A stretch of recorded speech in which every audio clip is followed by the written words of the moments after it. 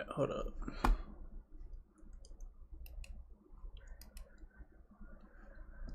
Let me see if everything is all good.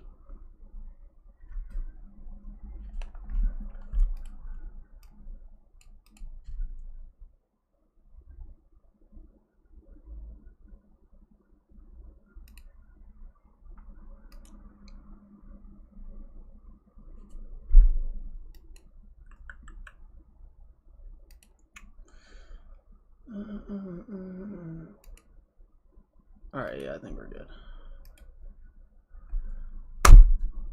Hello. So obviously, if you're not new here, I made the Spider-Man Brand New Day video expressing my disappointment with the movie. And you know, there's a decent amount of comments to go through here. But yeah, if this is a disagreement day, so if you do want to you know, discuss the points that I made in this video, you can join the Discord in the description of the stream and just join one of the calls, and I will like general, and I will drag you. Unfortunately, so like my server has a verification thing, so you're gonna have to verify before you can join a call. But like when you do that, yeah, just join a call and I'll drag you into this call. I felt like the practical swinging was utilized as much as they said it would be, or wasn't as utilized. I don't know. I mean, you can't really, to be honest, you can't really, for a lot of the scenes in the movie, you can't really do that stuff practically. Like, there's elements, like, within the sequences that you could do practically, but, like, I mean, regardless, the CGI still looked good. And the swinging, I mean, TASM, it's really, I don't know how they still haven't beaten TASM 2 yet, to be honest, but, like, TASM 2 is still up there for me. Even TASM 1 is kind of maybe a little bit above it, but, like, the swinging was still really good in Brand New Day. It's the best it's been since, when did TASM 2 come out? 2014? So, yeah. Alright, we have one person. Let me, I agree with your takes. Tom Holland is overall a terrible Spider-Man. I mean, personality-wise and, like, acting-wise, I think Tom Holland's a great Spider-Man. But writing-wise, yes, he is not. He's not a good Spider-Man. Alright, I'm gonna drag in Magnum Power. That's a hell of a name, bro. How's it going, Magnum Power? Oh my god, I gotta exit out your YouTube video. Okay, there we go. Hey, how you doing, man? What's up? Just wanted to say, I'm not gonna throw no insults at you, at least nothing like serious. I liked your video, and I do like your videos. Thank you. Surprised to see that you didn't like Brand New Day. Listen, I was surprised too, because, you know, when I was looking at the marketing, all this stuff had me excited. There was nothing I was even too worried about except for the man spider thing. That was like the only thing I was like, I don't know what they're gonna do with this. But, you know, I was really excited. I thought this was gonna be the best Spider-Man, like, movie for him. And yeah, honestly, I mean, writing wise, probably is maybe next to Homecoming. But yeah, I would agree. It's still not high praise for me because I don't really think any of his movies are well written. I like No Way Home, but it's more of a just like a like, you know, like, no, I do too. I watched it. I like Homecoming. I like No Way Home. I even like Brand New Day. I just don't think they're like I gotta separate my enjoyment from the quality of or like how good I actually think they are. If that makes sense. And that's fair. I do think, to me, I think Brand New Day is from a writing perspective, and I just think also from a filmmaking perspective, I do think it is a step up in quality, though, I would say. Yeah, definitely on the technical level, like everything, like whether it's CGI, the cinematography, color grading, even the music, I thought was probably the best in the trilogy, to be honest. Like, yeah, on a filmmaking level, like, yeah, this was like his best easily, not even like remotely close. Even in terms of the other MCU movies, I don't think, like, in terms of how well shot it is on a technical level, I don't think it's been this good since like Civil War, maybe. Yeah. I'd agree with that too. I think the thing, I watched your video. One, you made a couple points. One, I would say, is I don't necessarily agree with the idea of doing like Mr. Negative in the movie. Simply for the fact that you brought it up. I'm not a big fan of just like rehashing certain things that we've seen very recently. And I feel like with Mr. Negative, if they were to have brought that in, I feel like it would have been a little too similar to the 2018 game. And my criticism would have been I just saw that. You know? Well, I think there's certain things they could have done to make it differently. Obviously, like Spider-Man PS4, his arc is not he like the setup for Peter's arc in general is I don't know if you can hear that motorcycle, sorry. But okay. the setup for Peter's arc is just completely different in this game compared to what it is in Spider-Man PS4. So I think there's already a difference on that front. And like his character arc is similar, but it's like the reason he develops and the reason he's even in that boat is for a completely different reason than what Peter was in Spider-Man PS4. Yeah. Like, they both have it still has the theme of like control, like Peter not really being in control or having insecurity about control over his life or his loved ones. Like that's still there, but Spider-Man PS4 did Peter's arc like still, like, even though there's similarities, it's completely differently. And I think even if they brought in Mr. Negative, they could have still done what they did with Jean, like writing wise. Yeah. Only like my issue with Jean is like they try to make her like, and there's no issue with like you can have a horrible person like Darth Vader, for example, profile picture. Like you can have a horrible person. And like still like the audience can sympathize with why they did what they did, but it's really hard to sympathize for what Jean does, especially with how the movie like plays it out, because there's multiple innocent people that get put in the crossfire of her actions that did literally nothing wrong. Like she makes a guy commit suicide, she has Punisher kill a bunch of people that like did nothing wrong. Punisher doesn't kill them in that moment. He kneecaps those people. No, which one are you talking about? When Jean takes over his body.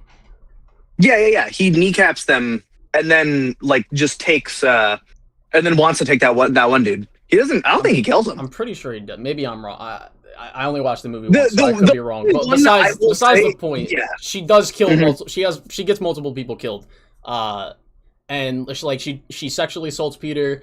That is true. And that one was crazy. And then she tries to make MJ kill herself. And it's very clear, like, yeah, she's doing this just for malicious like, Peter didn't do anything but get in her way. And, like, sure, but that, like, it's hard to sympathize with a character who just does, like, and it doesn't even connect to her motivations either. Like your problem is with damage control, so putting these, like, innocent people in the crossfire.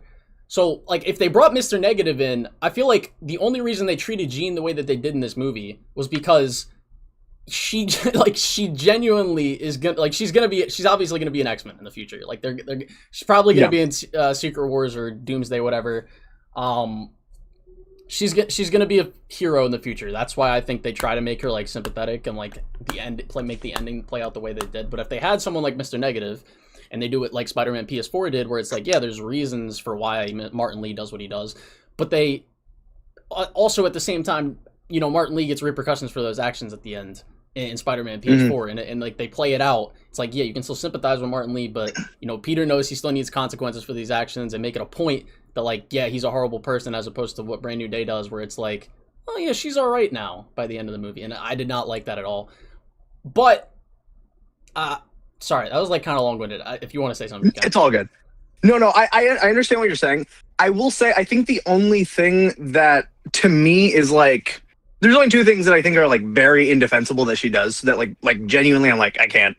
It's her kissing Peter through empty body. That's crazy. Well, it's not even just the other that. One. It's like the way she emotionally manipulates him in that moment. Like, yeah, that is, as someone who like just went through like a breakup type thing, if that happened to me, bro, like, nah, bro, like that is like the way that would make you feel is like, bro, that is unforgivable. Absolutely brutal. It's some crazy stuff. But the other one I think is her jumping out in front of the street in that one dude's body. I don't know why, but that's the only thing that I'm like, okay, that's not cool. But I think in general, from a thematic point of view, I think the arc works for me because you go back to No Way Home. Wait, which arc? Jean's arc or Peter's arc? Just Jean's arc. Okay. Kind of both. They're both intertwined. I just watched No Way Home again, like the day of, with my girlfriend because she hadn't seen it. And Peter's arc in that movie is all about redemption, him redeeming the other villains. So I think him, and then at the very end, he tries to kill Goblin, and then Tobey Maguire, steps in and he like stops him. I think at that moment, I feel like for me, this Peter, no matter what, he is going to try to figure something out to help this person, and he thinks he is, even when he like gives her over to damage control. And then once he realizes there might be something else to this, I need to see if I can actually help because there's something wrong here. I feel like, to me, again, I think this is more just me enjoying Peter's arc too. I don't think. Well, I kind of see where you're like saying and like going with this, and I agree. Like, it's completely in character for Peter to want to help Jean and like make sure she's good mentally and like actually gets better. But at the same time, like you look at like Vulture in Homecoming, for example, he didn't do half as bad the shit Jean does on like a moral level, at least in that movie. And like he still put him in jail because it's like what he deserved. And like Jean's the same way. Like she like obviously has issues, but she puts innocent people in the way of those issues. And having this one moment with Peter that can't tell Peter, oh yeah, she's just gonna change on the spot. She's not dangerous anymore. Like how do you know something else doesn't happen with Jean and she just doesn't go revert back to what she was, or maybe a week goes by, and she's alone again in the world, and she just lashes out again. Like it makes no sense for Peter to just be like, oh, she's out there. Is she okay? And like not worried about like we should be like making sure she's like that's locked up. So like she doesn't fucking do what she did in this movie again. I think with Peter in this movie and in these movies, I feel like it's a thing where like he kind of does have to have that faith though. He has to have like he truly does. Like she's a kid, and I think he sees that, and like with that, he is allowing himself to be the most vulnerable and believe that she can change in that moment, and her not killing the one dude. I don't know. I don't think she kills that one guy. What, the damage control. Yeah, that guy. I think for him, he has to see that, and he has to let her in, let her see Aunt May's memory, and then has to believe as well. That's part of the like the leap of faith, if you will, of that like whole ending. He has to let her do that and then continue to prove, and then she keeps him alive for however long, for however long that he's in the hospital, and then he starts breathing again. So I completely understand it. Like every version of Spider-Man believes in second chances and redeeming like their villains regardless. Maybe not. I mean, Green Goblin is a little. Maybe that's a little outside of the part. But, like, yeah.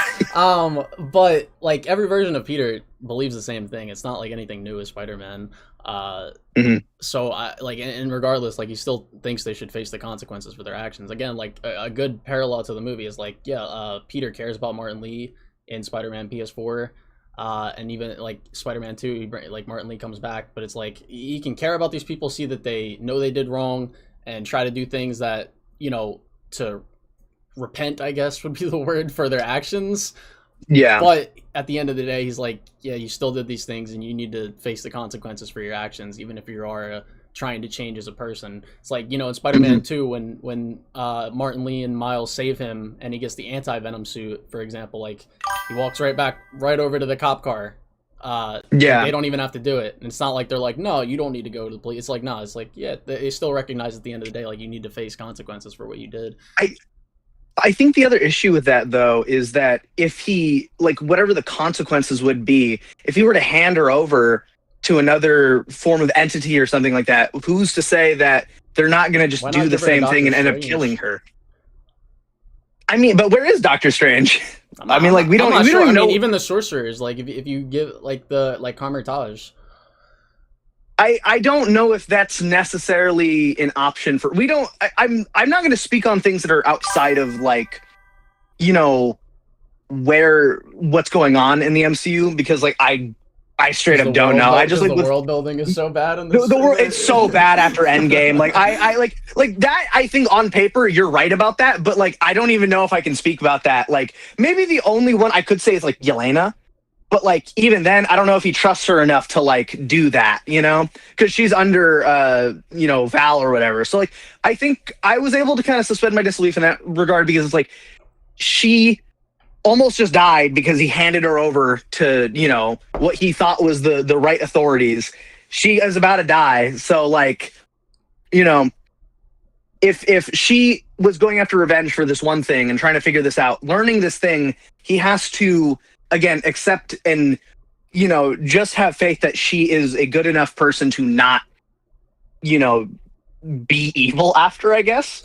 Which I mean, he's right, I guess, but I mean, I feel like it. Kind of. I feel like it is kind of just like we're just gonna kind of go back and forth on like repeating ourselves here. Like, yeah. No, I think personally, like if you want to have that interpretation, that's cool. Personally, like I don't agree. I still don't think it's within Peter's character to just like not just be cool like with her. Like he can have faith that she can change, but there's just no sense of urgency about the fact that she's still out there and she's like, is still dangerous and still like not facing any repercussions for her actions. He also just got shot. Like he got out of the hospital. No, I know. The very end of the thing. Yeah. He did get shot, but I get what you're saying. There could have been some kind of scene where it's like, he has some kind of worry about the fact that she's still out there. Yeah. That was kind of my only like big thing. You said something about the Punisher not being super like in character. Oh yeah. I'm gonna be honest. I don't even really like the shows that he's like. I don't like the Punisher show. So like I've watched it. I've watched both seasons. I don't even really like it that much. And also, I think my thing with Punisher, this isn't like a great like. I studied like writing and stuff like that and like filmmaking, but like so I'm not even gonna say this is like a great defense, but like to me, Punisher in crossover stories is very much a malleable character.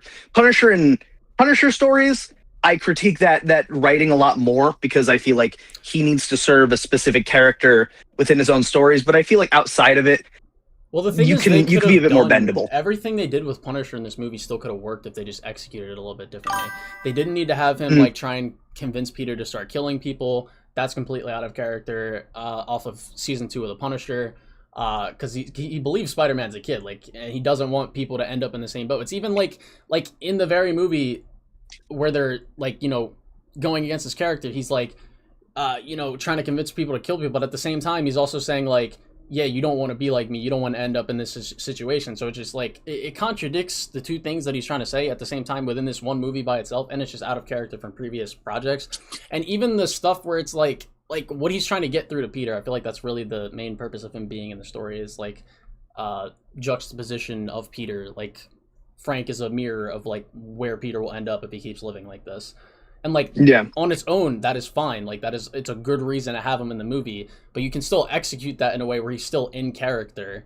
And you can also like even like having like, again, like it makes really no sense that because Peter sees Frank. If Peter didn't know much about Frank, which there's two problems with that, because they should have never made a Punisher show canon or Daredevil canon regardless, because there would just be so much stuff for Peter to know about him. So if they had not made that canon, it would be a lot more believable for Punisher to be more like a new character, like where he was in Daredevil season 2 when he's like pretty new, nobody really knows much about him.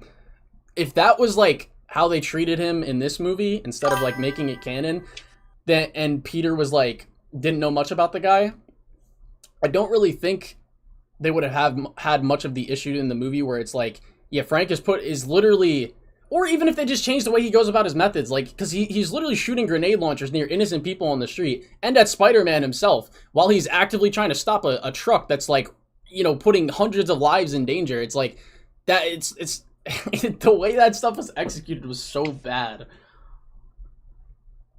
Yeah, The grenade launcher thing, I think, was more of a joke, but like I don't know, like that.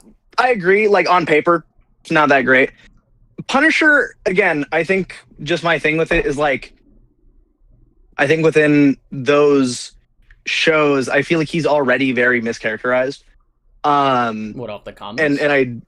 Off the comics and just like Well, I'm not talking about I don't really. I haven't read a single Punisher comic in my life. I'm just going off of like, his characterization in the MCU itself and the Netflix show. I mean, that makes a lot more sense. I think my thing with the Punisher is his arc is constantly being redone. Like it's like the same arc every time with him, where it's just like, well, I gotta leave killing. Oh no, I want to go back to it. No, I feel bad. Like, and he just keeps going back and forth. Even this, like, what's it called? Like, because Punisher started off as like a foe to Spider-Man. Like they were they were at odds because like of Peter's morals and his morals clashing so much. So like for them, like it's still there somewhat in this movie. Like, yeah, obviously Peter has problems with the Frank's methods, but he doesn't do anything about it. Actually, he just kind of bitches at him. Whereas like you look at like the '90s show or how their interactions are in the comics, it's like, nah. It's like Peter does not, like, he has an issue with that, and he, like, wants to see Frank not do what he's doing or getting consequences or off the streets type shit. Yeah. I think within, like, we don't see Punisher, like, actually, like, killing people in this movie. I think within the actual, like, arc of the movie, if the Punisher was going out and killing people, I feel like it would be a lot more justifiable to see Spider-Man, like, really trying to like not like stop him from doing that, but he's not doing that. And Spider-Man, I feel like, has like bigger fish to fry within the movie itself. Just because he's not doing I mean, just because I'm trying to think of like, I don't think we do see him because there's not too many action scenes besides the first one with him and Peter, and then when he shoots Jean, and then the scene with him and Hulk. But like it's implied that like Peter knows his history, and they themselves have history together, so he already knows Frank's methods. So like not seeing it is like, I see what you're saying, but still at the same time it's like Peter should know. Yeah, I just think within the context of the movie, I feel like the things generally work. I just think once you step outside of that and look at the broader like arcs of Punisher, that's when it kind of starts to fall apart for me, which I try not to do when looking at just the single movie, because like I don't even like those ones. I'm just like, I don't really like the Punisher outside of this. Did you watch the One Last Kill one? I was not a fan of that. I watched like 30 minutes of it, and then I had to go do something, and then I never went back to it. Yeah, it's like I think that's though. It's the same arc. It's the same thing that he's constantly doing. I think the thing that I do agree did frustrate me was him trying to like half-heartedly convince Spider-Man while being like, "Don't be like me." That part did frustrate me. I will agree with that. Yeah. But no, I don't really have much else. I thought the movie was very well done. What did you give it? Like out of like 10, I guess. My enjoyment in there, probably like a 6 or 7. No 6-7 joke intended. Yeah. On a writing level, or like everything, like enjoyment aside, probably like a 5. Okay. I don't even know. That's like, I don't know how much of my bias for Peter's character arc, because that shit hit so, it was like the perfect point in my life for me to relate to that arc so much. And I think, yeah, I'll let you continue, sorry. No, I was done. It's not good. Okay. I was just going to say, I think for me, the pros of that arc and that being the central main point of the movie, like, I feel like that brings up the movie a lot more for me. Because if that, like, to me, that's the point of the movie. That's what the overarching, what the crux is of it. So I guess for me, like a lot of the smaller things, like, don't really bring it down a whole lot for me. That's I guess my view of it. If you don't care about the world building in the MCU or the like Frank, or whatever I brought up about Hulk, or the other stuff, like the world building stuff, or like some of the plot stuff I brought up, like, I completely understand why you like it as much as you did. But like the Hulk thing does bother. I forgot to mention that. I agree with you on that one. The Hulk thing was, I like that scene. I think that scene on paper is amazing. Just the setup for it, it's like, why is he angry? I do too. I don't know why they didn't just keep him mind controlled if they want him to fight Hulk so bad. Yeah. Because that would have And been a just like, fine scene. or I think it would have. They could.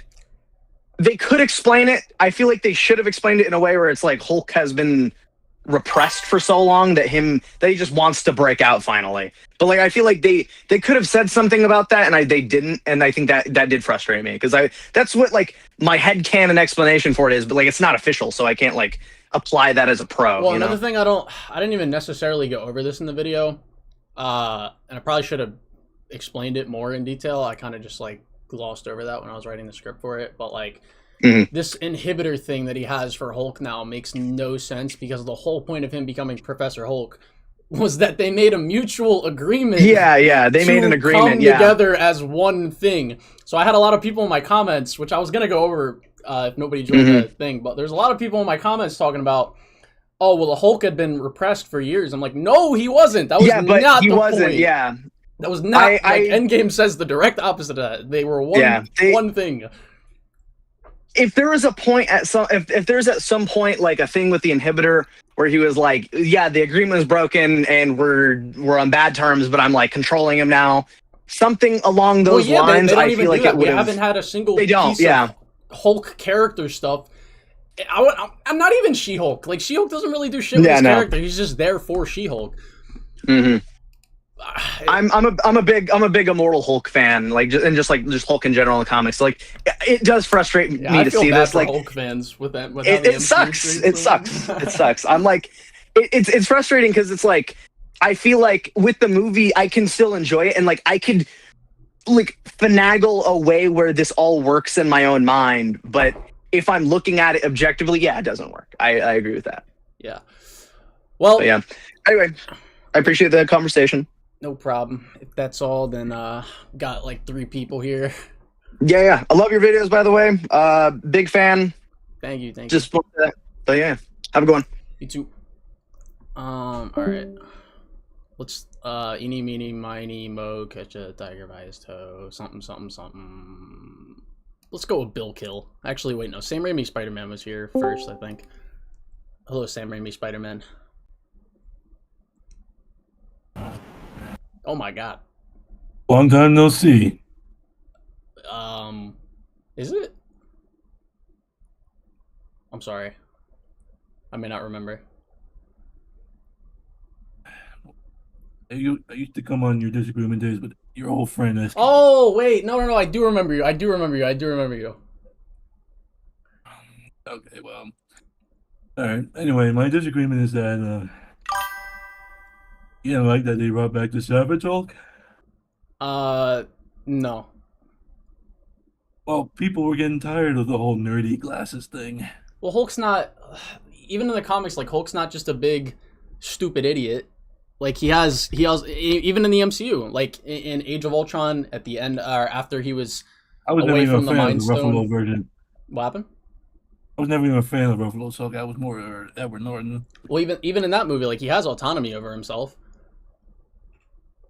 Like, he's not just like attacking people trying to help him for no reason. Like, he's not like the way they portray Hulk in this scene. Like, he's attacking Spider-Man, who's actively trying to help him for no reason, and he's not mind attacking controlled. The Avengers in the Helicarrier. Yeah, because he was under the influence of the Mind Stone. He wasn't mind controlled, but like everybody, all of the Avengers were acting up because of the Mind Stone.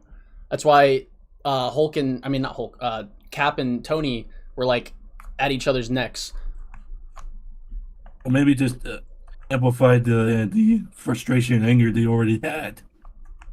I mean, I wouldn't. You can say that, but like, it would be something influencing it.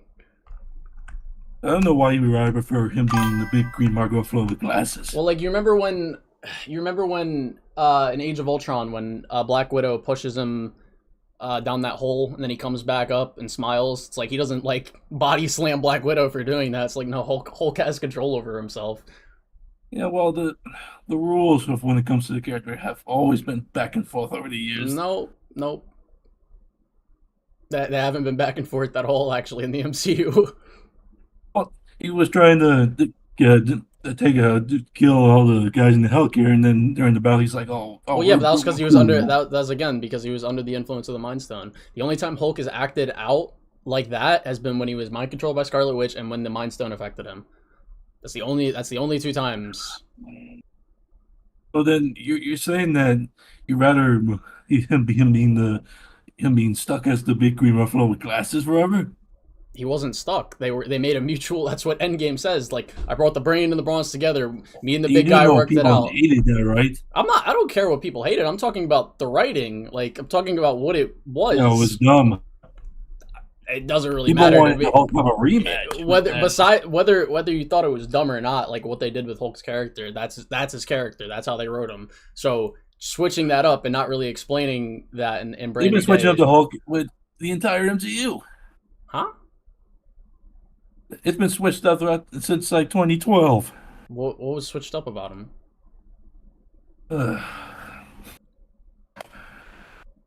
Look, my point being is that when they have people wanted the Hulk to have a rematch, but they didn't get that. They wanted what? Hulk to have a rematch with Thanos. Yeah. And What instead does that have to do with what I said about Hulk in Brand New Day? What? I said, what does that have to do with what I said about Hulk in Brand New Day? Because we're bringing up we were bringing up all the other stuff. Yeah, I was bringing up how Hulk's so funny. character has been consistent throughout the MCU. That's why I mentioned the other projects, because when I said that it doesn't make sense that he's attacking Spider-Man like this, you brought up Avengers 1, and then I talked about Avengers 1 because I was trying to explain to you that he acted that way because of the Mind Stone. If he was under the Mind Stone, his eyes would have been like black, like Hawkeye. You said black like Hawkeye? Yeah, when the Mind Stone touched Hawkeye, he had like No, that was a that was a different.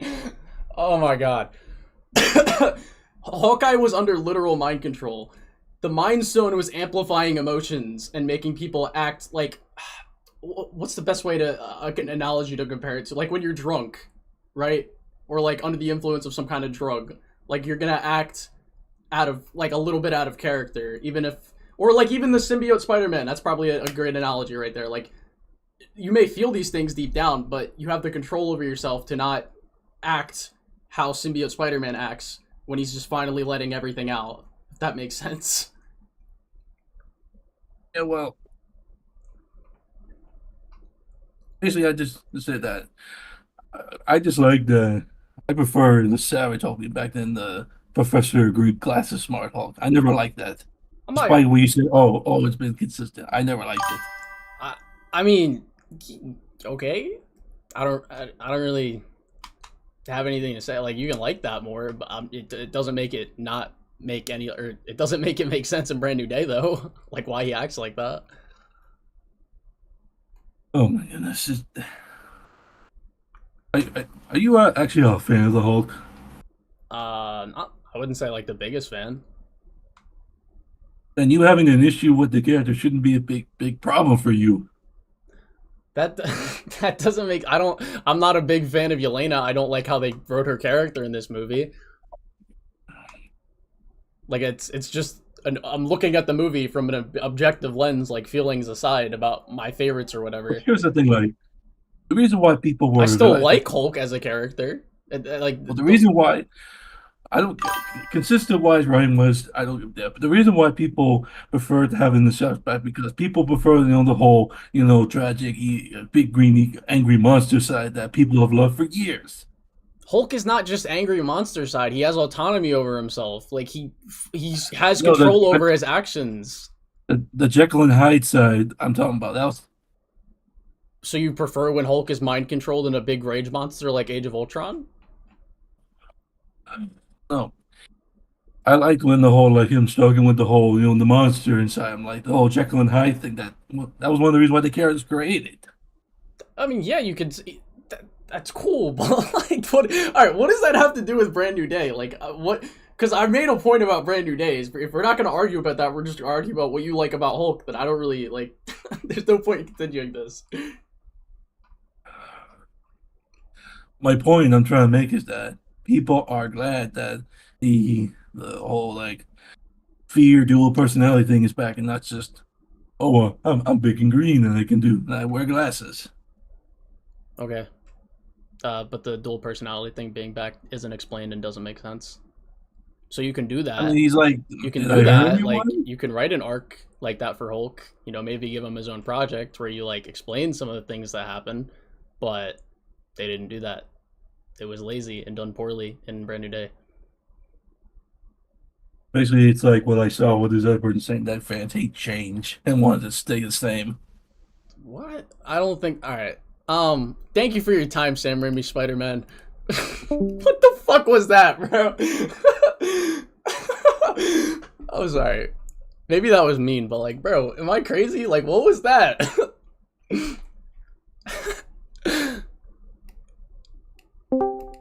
Oh wait, I'm sorry. I didn't mean to blue balls that guy. This guy was waiting already. Hello, Oni-chan. Are you here? Hey, can you hear me? Yeah, I can hear you. Hey, sorry about that. I had to turn off your stream when I was watching it. First of all, big fan. Thanks for having me. Appreciate Thank it. you. So I didn't have time to watch your whole video, unfortunately. I understand you had a problem with how Hulk was handled, but could you like run me through real quick just a list of things that were your biggest issues? With the movie or Hulk? With the movie. My biggest issue in the movie is the fact that Peter has no sense of urgency about the fact that Jean is not facing repercussions for her actions, and that the movie tries to make her out as like a really sympathetic character, but her actions her actions influence in what's it called, innocent people who did nothing wrong. Like she makes a guy commit suicide, kills multiple people in the beginning of the movie, sexually assaults Peter and MJ, then tries to make MJ commit suicide. Like she does a lot of irredeemable shit, and just because she recognized she was wrong at the end of the movie doesn't mean that Peter would not be urgent to actually make her face repercussions for her actions. Okay, that was my biggest issue with the movie, probably. Well, I'll come back to Jean, but as far as Hulk goes, I will say I do kind of agree with you. I feel like Savage Hulk in this movie, for starters, he's hyped up very weirdly. Like marketing really pushed like he was going to be a part of this movie, and I'm happy to see him again. I am. It's just I feel like they didn't do as much with him, and yeah, him suddenly just kind of being back is a little weird. Arguably, the comic book fan in me is like, I'm just happy to see Spider-Man and Hulk interact. But also from like a movie, I am like, yeah, but why? And I guess the only argument I could make, at least towards him kind of being there and it making sense, is at least what I got when I was watching the movie is you see that there's that scene where Bruce is really trying to like hold back Hulk and Jean keeps forcing it out. So kind of what I took away I don't think she was forcing it out. She was she was like struggling to contain it though. Like you can see it. She's like, "Whoa." No, but, at that point she left. Like that was just Bruce like fighting Hulk himself. I don't think Jean had any part of that. I could be wrong, and I'd have to rewatch the scene. Maybe like I've only seen the movie once. Yeah, I don't have a picture perfect memory of the movie, but I'm like 90% sure that Jean had nothing to do with that. Kind of, at least what I remember was that she, from what I was watching anyway, it looked to me like she was really forcing Savage Hulk out. Well, and then I'm sorry. Go ahead. I didn't mean to interrupt you, but like even if she did, like the movie establishes multiple times before this that after she's out of their head, they go back to being normal. So even if he does become like Hulk and there's no Professor Hulk where it's, both of them interlinked, Hulk still has autonomy over himself and multiple MCU projects. Yeah. So and he knows who Spider-Man is. He knows he's a hero. He knows Peter. So him just lashing out on him when Peter, in his eyes, should have done nothing wrong. And he's literally sitting there trying to help him. It makes no sense for him to just start beating the fuck out of him. No, again, and I agree with you, which is why my thought was that Jean was still in his head. And yeah, I guess she wouldn't have been because she would have been in Frank at that point. Yeah. But my thought was maybe just it has been a while since Savage Hulk has actually been out.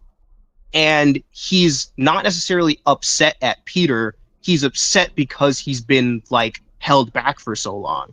Well, And then what happens at the end, and you can disagree with me. I am reaching. I will admit, I'm kind of just making the story make sense. Well, no, I was only like trying to like interrupt because like people in my comments have kind of said the same thing, and I just wanted to like okay, because I like no, you can finish. Go ahead. At least okay, so that scene at the end, and this is just my own personal kind of takeaway from it, when he's like choking Peter out, and Peter says, "Oh, Bruce, like it's me, I'm your friend, Peter." I don't think that that's Bruce taking back control of Hulk. I actually think that's Hulk.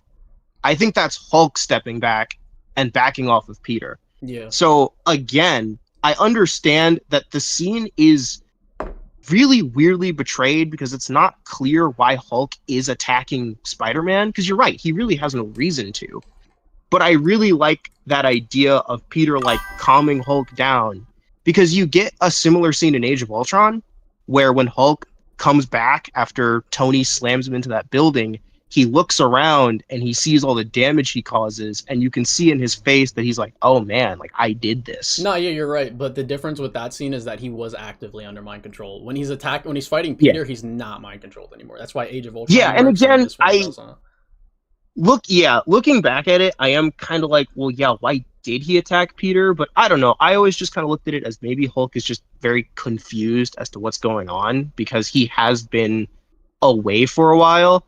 And you could argue that maybe Frank kind of aggressed him a little bit when he shot at him, but I don't know. It's like I said, well, even then, he wouldn't remember that because remember they say that when Jean is in control, they don't remember anything that happened. Oh, yeah, it's like a blackout. That is weird. I don't know. Maybe Hulk is just. I'm gonna just from like the marketing standpoint, I'm sure they just wanted to get Hulk and Spider-Man to fight. I agree. It was a cool fight, writing aside. It was a fun-looking fight. I don't know why they didn't just keep Hulk mind controlled. That would have been so much better. Yeah, I don't know. That is, yeah. The more I think about it, the more I'm like, that is weird. The only thing I can do is really kind of reach for that. But yeah, I don't know. Hulk is kind of a weird topic in this movie. But as far as Jean goes, I will say, I don't think she should have gotten off fully scot-free like she did. And I think the thing is, from Peter's perspective, I can't really say what he would have done. Like, I don't think he would have just let Jean go. But he also, I feel like he recognizes, like, Jean's just kind of like a hurt kid who's going after revenge. And she's doing whatever. It makes sense for Peter to be sympathetic for her. Yeah. And, like, somewhat forget. I mean, like, there should be more conflict within him. Because remember earlier in the movie when she did that shit with MJ, he's like, dude, you're a fucking horrible person. Like, even if you can see that someone's hurt, like, you don't just forget that. Like, I know I wouldn't forget that. Like, that is insane awful. What she did. I do. I think that she very much manipulates. She does a lot of really awful stuff to Peter, and I feel like while her getting off scot-free doesn't make sense, it does kind of speak to Peter's character.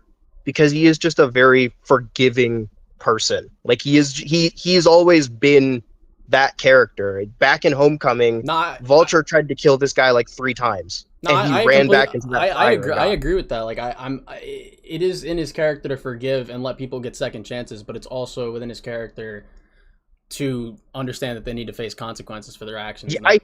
Yeah, I think Peter definitely should have been a lot more like, hey, like, I forgive you, but you have to, like, you can't do that. Like, you can't just get away with all the stuff you did. Like, there's a lot of people who are hurt because of what you did. Yes. And I think had Peter gotten the opportunity to maybe talk to her some more, he would have had that talk. But unfortunately, it was cut short by Frank. And I think the main takeaway is that Peter he didn't want her to die, but he didn't. Yeah. He also didn't want her to just get away. And unfortunately, it's like... Well, I mean, that's the thing, though. Like, I don't think the movie portrays it of, like, he's just like, is she okay? All right, good. Instead of just being like, is she okay? All right, well where is she? Like, what happened? Like... I'm I guess I'm looking at it from Peter's perspective, where it's also like, I mean, if she's gone and she ran away, like, how is he supposed to go back and find her again? It's not But about also, so I like do. I understand. So there's Oh, two go ahead. things. There's two things with that. Yeah, I go don't know ahead, go ahead. exactly how Peter would keep her contained without his device or Yeah. without upgrading that device, because she obviously broke it. Mhm. And there's that, but at the same time, or like not knowing where the hell she could be, but at the same time, you can have those like things that like make it make sense why she's not facing repercussions, but also at the same time have Peter want her to be facing repercussions, like have it as a sense of urgency. Instead, how the movie plays Yeah, it out is just like he just doesn't really care. Yeah. She's just like, is she okay? Like, No, alright, and I fine. agree with you, because after the movie, I was talking to a family member who had seen it, and I was like, I'm just saying, Peter's a better person than me, because like you mind control my girlfriend and then make her jump off of a building and almost die. I'm sorry, you gotta go. Yeah, I mean, But I think a lot of it too is the writers had to be like, well, we have to keep Jean around for the next movie, but I think yes, I think if they had an actual Spider-Man villain in it, like Mr. Negative, they would not have treated. Yeah, I treated really him like thought that. it was going to be Mr. Negative. Sure. I really did. Like I knew that Sadie Sink was going to be Jean and she was going to be in this movie somehow, but I was just really coping that it would be Mr. Negative, because I was like, that was my issue, is that from a writing standpoint, when you have Jean do these really, really awful, like, villainous things, it makes it harder to believe her redemption, but also the reason why she's doing it. Yeah.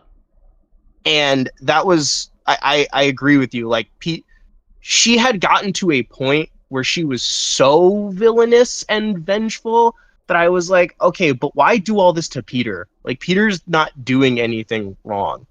Yep. Like, I get why you want the other guy, but why put Peter through all this mental trauma? Is it just I think because it would you have been can't better take if him? like I think if they wanted Jean to be like this super sympathetic character, they should have had the damage control people be more of the villain, like more of a prominent villain, and then like had Jean like actually explain to Peter like this is what's going on like earlier in the movie. Yeah. You could have even made the damage control guy like a way more interesting character than just like, oh, you have special powers. I want to test you. Like, all right, bro. And here was the thing that I think would have made her a bit more redeemable towards the end of the movie, and it was kind of where I thought they were gonna go before I realized it wasn't.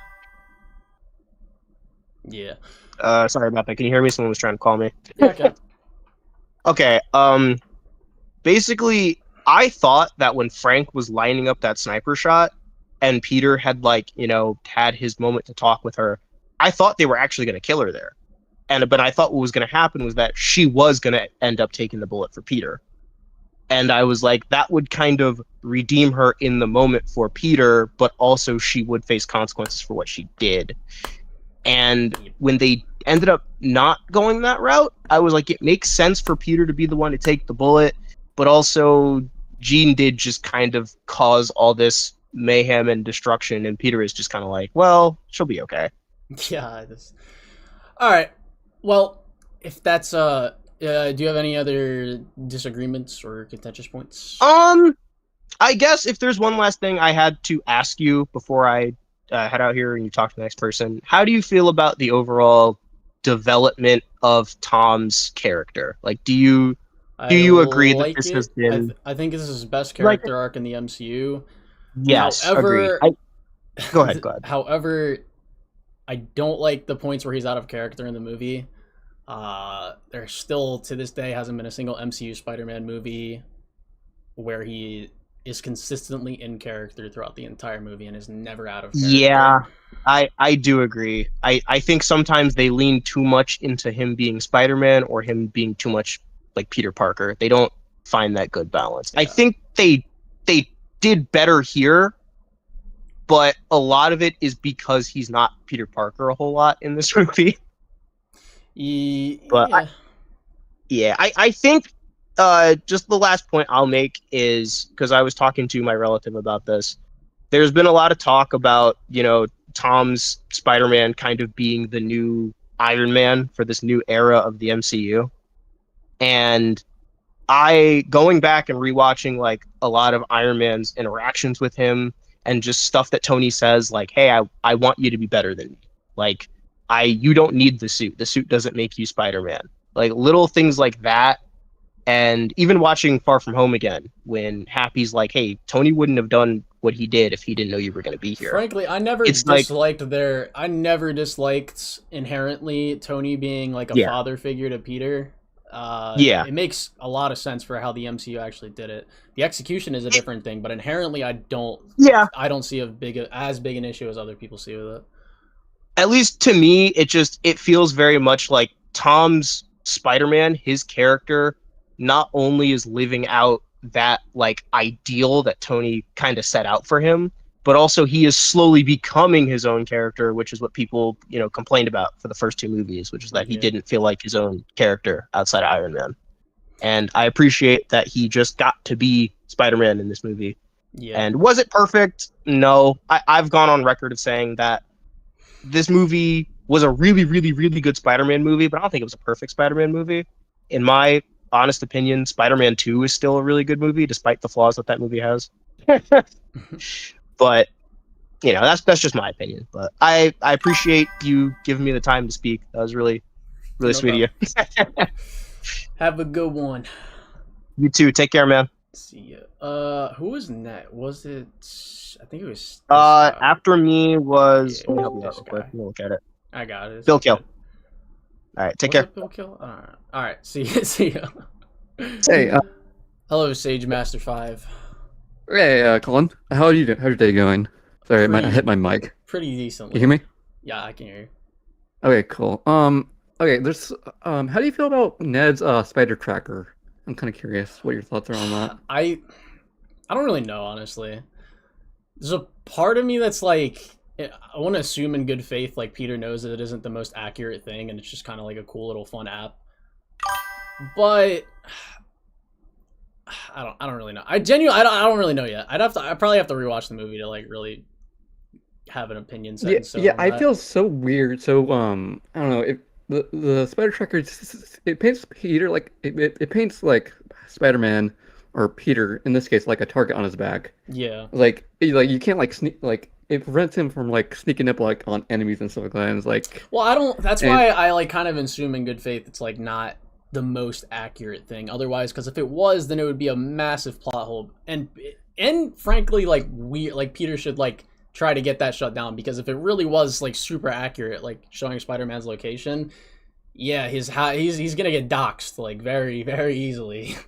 Yeah, no, the way how the film treats it, it sounds like it's GeoGuessr, except for Spider-Man. That's how I'd look. I guess that's a pretty good comparison. Yeah, because like, if it's like that case, then I'm pretty sure Peter's location is going to be found pretty easily, based on how people who play GeoGuessr can easily find people. Yeah. Through basic pictures and stuff like that. And then yeah. Do you have any thoughts on that, or anything?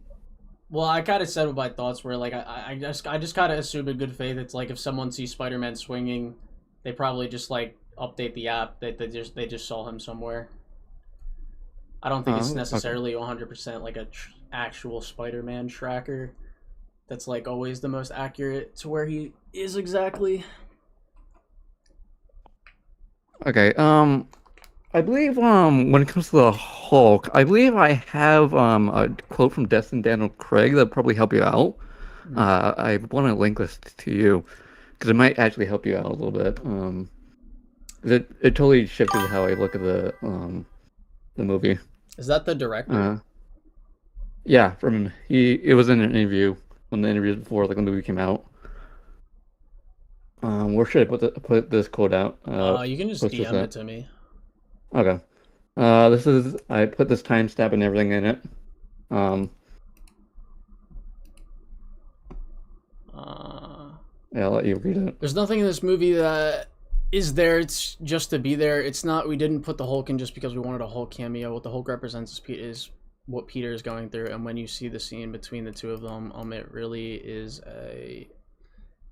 is I mean, it's a kick-ass, amazing action sequence with some of the most incredible effects that I've seen, but it is a portrait. I copied it from the No, I know.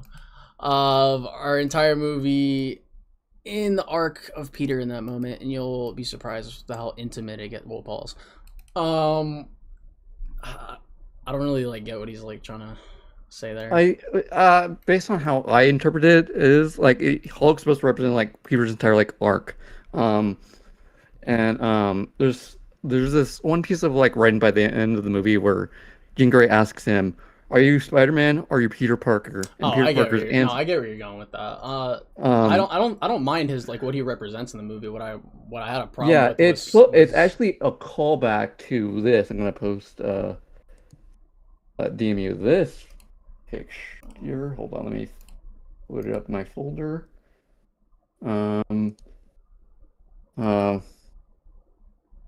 Yeah, it's a callback to Hulk issue number 1. Mm-hmm. It's a little reference I caught early on when I was watching like the movie. Is he man or monster, or is he both?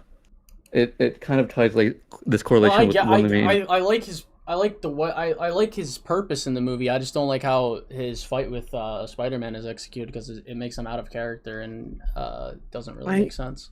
Based on like how I saw it as, I think I'm pretty sure like what was happening throughout the whole scene is, let's just start at the beginning of when Jean Grey like controls Smart Hulk in this instance, because I believe Jean Grey states something along the lines of, you and Banner are pretty similar, something along the lines, and then she switches to Hulk or Smart Hulk.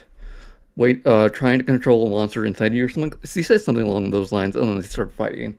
Mm-hmm. But as the fight like goes on and on, slowly you begin to see like she's losing control of like Bruce, or in this case Hulk. Well, the reason that doesn't make sense is because Professor Hulk is them together. Like Hulk isn't being repressed. Like they made a mutual agreement to come together as one. That was the whole point. Yeah, but I think at this point, when I believe early in the movie, when Peter was talking to Bruce about the inhibitor, how we warned him, like, if you see this thing off me, yeah, run. That's another thing that doesn't make sense. Like, why is that the case now? I get what you're saying, but I'm just doing this based on like what the movie is presenting, what these ideas. No, are. I get what the movie's presenting. It's just the execution of it doesn't make sense. Like if they wanted to do this, I get what you're the only thing I'd say is like if they wanted to do this with Hulk, like they need to have an explanation as to why they're Hulk and Banner are at odds again. Otherwise, it's just like, oh well. I guess. I think what's happening is like just Bruce just Hulk doesn't like being mind controlled at all. This is based off like past experience with what Scarlet Witch and but Peter didn't mind control him. Yeah, but the issue is, I think what triggered it really was when Peter goes up to him and I guess in this case like Bruce, and mind you, Hulk is like still present, still trying to get out, trying to still bust out in this instance, trying to transform into fully. Like Hulk was like there, like aware of like Bruce's what Peter is saying to him about the universal inhibitor and putting that on him. In that instance, that's where like Hulk really just wanted to come out, just didn't want to go back into stay into Banner. At that instance, that's how I look at it. That's how I saw it, I believe. Yeah, but even that still again doesn't make sense because like it would just go back to what I was saying. Like him and Banner had an agreement, so Hulk shouldn't really have a problem with Banner being there if they had this agreement that like they're gonna come together as one. Like again, it would just go back to like if they want to do this where him and Banner are at odds again, or Hulk is gonna lash out like this, then they need to set that up with they need to set that up. Yeah, I think they sort of did that in Shang-Chi or something like that with I believe that's where the inhibitor was introduced, and that's where Banner is back in his normal human form. At least that's what I remember. Well, I mean, he's back in his even in this movie, he's back in his normal human form while he's like teaching the class. But that's where like the universal inhibitor was shown. Well, I'm not talking about the inhibitor itself. I'm talking about like the why the inhibitor needs to exist. Like I I believe I can't give you an exact explanation on that. I believe just Marvel just run Marvel at this point, or Kevin They Feige just just don't know wanted what to they're move away from the doing. whole. No, I think I guess the intent is just to move away from the whole Smart Hulk thing. That's fine. That's Again, what, they could have had a solo Hulk project that went into that, and it could have been yeah. awesome. It could have been great, but this was the route they chose, and it wasn't good. Yeah. Like I said, like yeah, there should have been like more to it than that. I agree with you agree with you. Um, but like I said, how I look, but in terms of like the fight itself, when it comes to like Spider-Man, or this case Peter, I believe it's just more of a reaction on Savage Hulk, just like he doesn't want to get the universal inhibitor on him again, or inhibitor on him again. That's it's just like it's an irrational reaction to Peter, like saying the wrong thing at the wrong time. That's how I look at it. Yeah, it's fine to look at it that way. I just still think it doesn't make sense because of like everything I've still went over. Because it's just like if you're gonna come to this agreement that like if they came to this agreement, it's like yeah, Professor Hulk is Banner and Hulk as one entity, then I don't know where this like rage that this inhibitor is being used is like coming from. Yeah, I guess this goes back to like game itself, where I just didn't like how they like did Professor Hulk. I don't like how Well, how yeah, they you did can. that. Endgame doesn't do that well. Like Endgame does this as well, where it's like they do it off screen. Like that, all this progression with Hulk is just like, oh yeah, we're this now. It's like okay, but at the same time, that's what it is. Like that's where they left Hulk's character. So to now bring him back to where he was somewhat before, like again with no explanation, again doing it off screen, like it's just stupid. Yeah. But the way how I guess from an external medium, how I interpret it, how I got it from with external medium, I'm gonna post this panel from Marvel Hulk, I believe issue 35, that goes over it, because I believe what's happening with Hulk in this movie, and this is how I look at it from a headcanon's perspective, that he's sort of like trapped in Savage Hulk, is trapped in the same position as Devil Hulk is in Moral Hulk. I sent you a panel on this. I'm reading it. I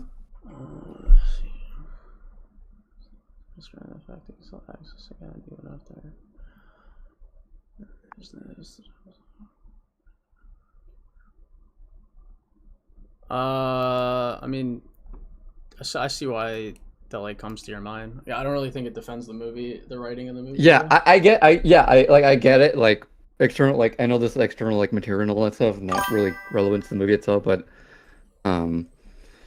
that's how I like pictured it as like, because like Jean Grey, or at least Bruce states, she broke something in his mind, and I believe it was something along the lines of like this in terms of in his inner mindscape.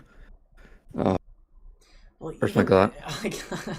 Like that's another thing like people kept bringing up to me. It's like she broke something. All right, well, what did she break? Can I get an explanation, or like what's going on? Yeah, I don't know if you caught this, but I believe early in the movie, Jean Grey, actually this touched on like another point, like how Jean Grey's powers like work in this film.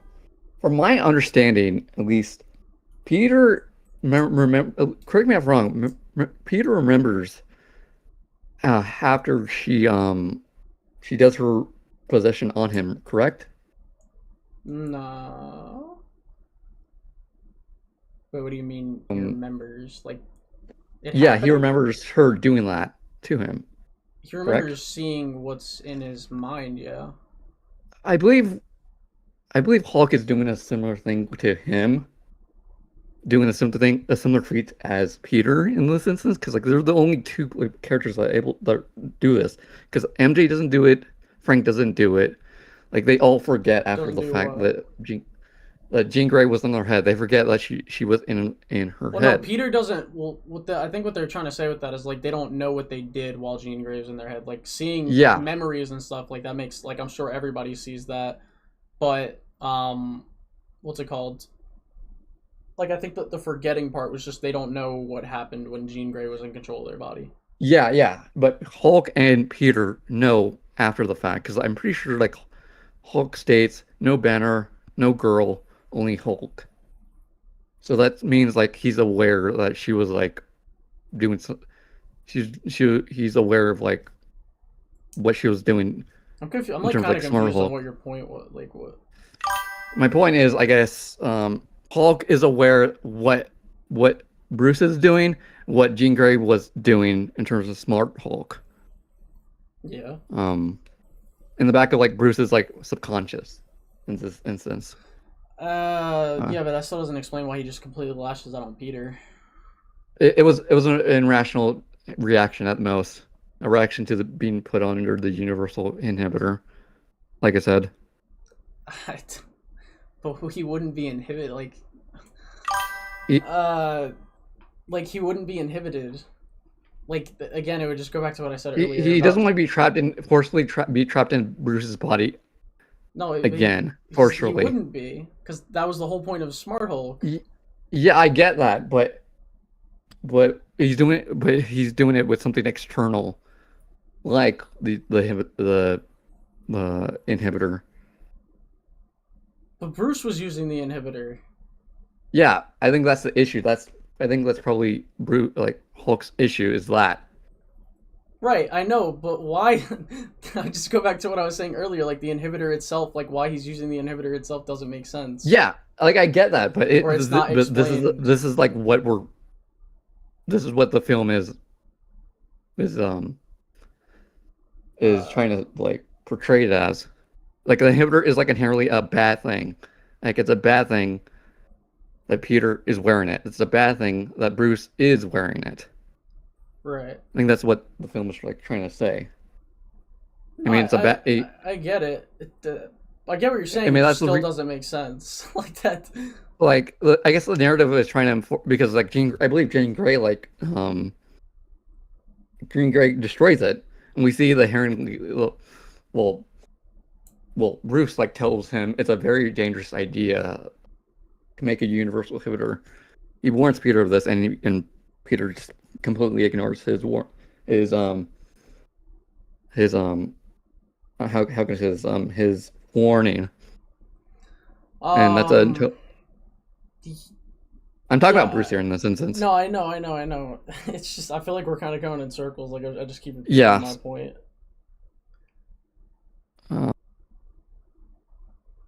Yeah. Okay. Do you have another thing or another area of the movie that you just? Yeah, I have an issue with people have been stating online. I don't know if you agree with this. That No, I was saying that, like with what I Ned remembers because he has magic powers. Like based on how I see everything in the movie, there's no evidence of like Ned having he has powers for sure from No Way Home, but I don't think I think he said an amateur at most. In terms of how he's able to like remember. But you said Ned doesn't have powers. With the magic powers. Well, yeah, but he needed the thing to use that, like anybody. Yeah, well, people have been stating online something along the lines of how because Ned had these powers from the last movie, therefore he's able to break free of the spell and remember who that Peter. Is like theory shit. I really don't care to get into that. I'm not gonna lie. Yeah, this is just something like annoyed the shit out of me when I was like paying attention to the discourse on this film, especially on Twitter and Reddit. All right, well, like, well, I'm saying like if there's no like disagreements that you have left with like my video. Yeah, I just want your reaction to that and see if you agree or disagree on that. I don't even. My only thoughts is like Ned doesn't even have powers. He needed the sling ring to use that. Like anybody, he might be like sorcererily inclined. I guess is how you would say it. But he doesn't have powers. Yeah. Okay. That's all I have to say. I'm glad I shared all this information with you. At least All right. that Yeah. Well, Cool. Thank thank you. you for coming on. You too. I think Bill Kill's been here for. I swear I've seen. All right. Have a nice stream. Or have a good one. Thank you. Bill Kill Bill. I don't think Kill Bill's here. Yeah, I'm here. Hold on, give me a second. Oh. Please react to Gaming Tank review of Brand New Day. Like what? Why? What does he say? Yeah, you can join. We're just going through like there's 2 people waiting right now. Why can't I put this on speaker? Hold up. That's weird. Okay, can you hear me better now? Yeah, you just sound like somebody I know. It's fine. Yeah, but yeah, I guess a little bit of a disagreement. Well, first off, how you doing, Colin? Doing How's your day? pretty decently. Yeah. I mean, it did surprise me then when you put out the video, but I can understand like at least like a decent amount of your criticisms because I had voted the movie like an 8 out of 10. Mm-hmm. But I guess we could just get back into the disagreements and I won't waste any more time. I guess we can go to the Hulk thing. So you asked like why was the inhibitor needed? Well, Grant, I just want to first off by saying that this might be looked at as a cop out, but just hear me out. Because of the hear me out, yeah. Because if I don't say this, you're going to be like, "Oh, well, you're just no, go for it. The thing about it is because we are in a state of mind where I'm jumping outside of the movie here. We're in a state where Marvel movies, at least besides Spider-Man and Avengers, are getting ignored. So there are a lot of movies that are getting somewhat kind of retconned and somewhat rewritten. And granted, you could probably be like, okay, well, if it's a retcon, it's a retcon. And that's totally different. Wait, what is a retcon? Wait, what is a retcon? I'm saying like if we're talking about this movie, there's some things that we could argue that are retconned, like the Hulk thing, like the Hulk needing. I don't think that's a retcon necessarily because it still happened. Like it's not like Professor Hulk doesn't exist anymore. It's just something. No. The retcon, let's say for the sake of this argument, would be if he needs an inhibitor, then he never made peace with the Hulk in Endgame. Yeah, but that's not a retcon. That's just bad writing. Like a retcon is you completely erase it from the it never happened. I mean that would kind of imply that if he needs an inhibitor, but like or at least let me rephrase.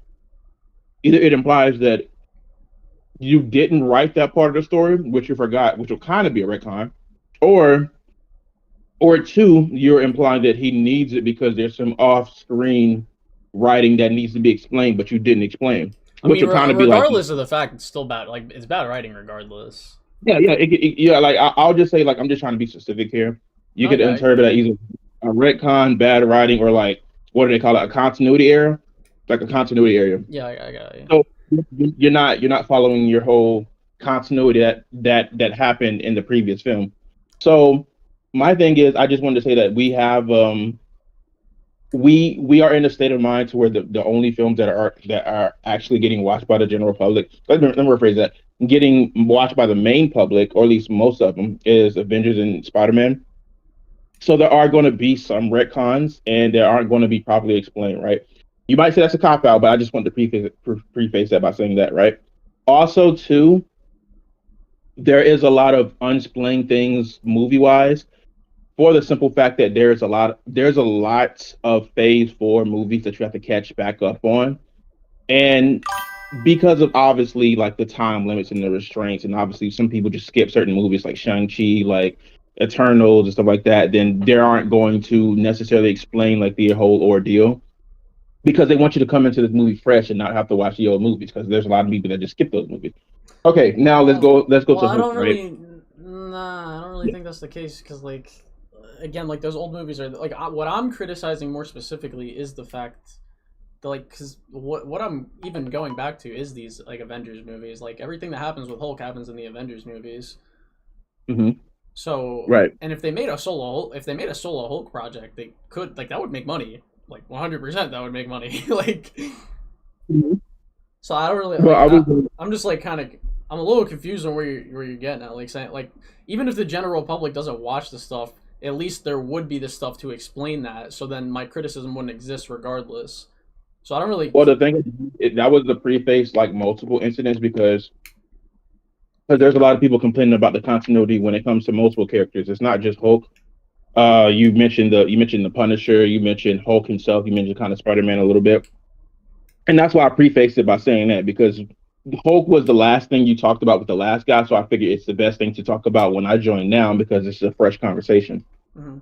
So when it comes to the Hulk, granted, I do think there is some bad writing and there's some things they forgot, but let's just address the inhibitor first and foremost. Now, I do let me just say this. From the numbers, She-Hulk was watched a pretty decent amount. Like it had like really good numbers, and I think the numbers actually dropped off a little bit more towards the tail end, like maybe like the 6th or the 7th episode. Yeah, I said 6, 7. But it had really good numbers when the show first aired, right?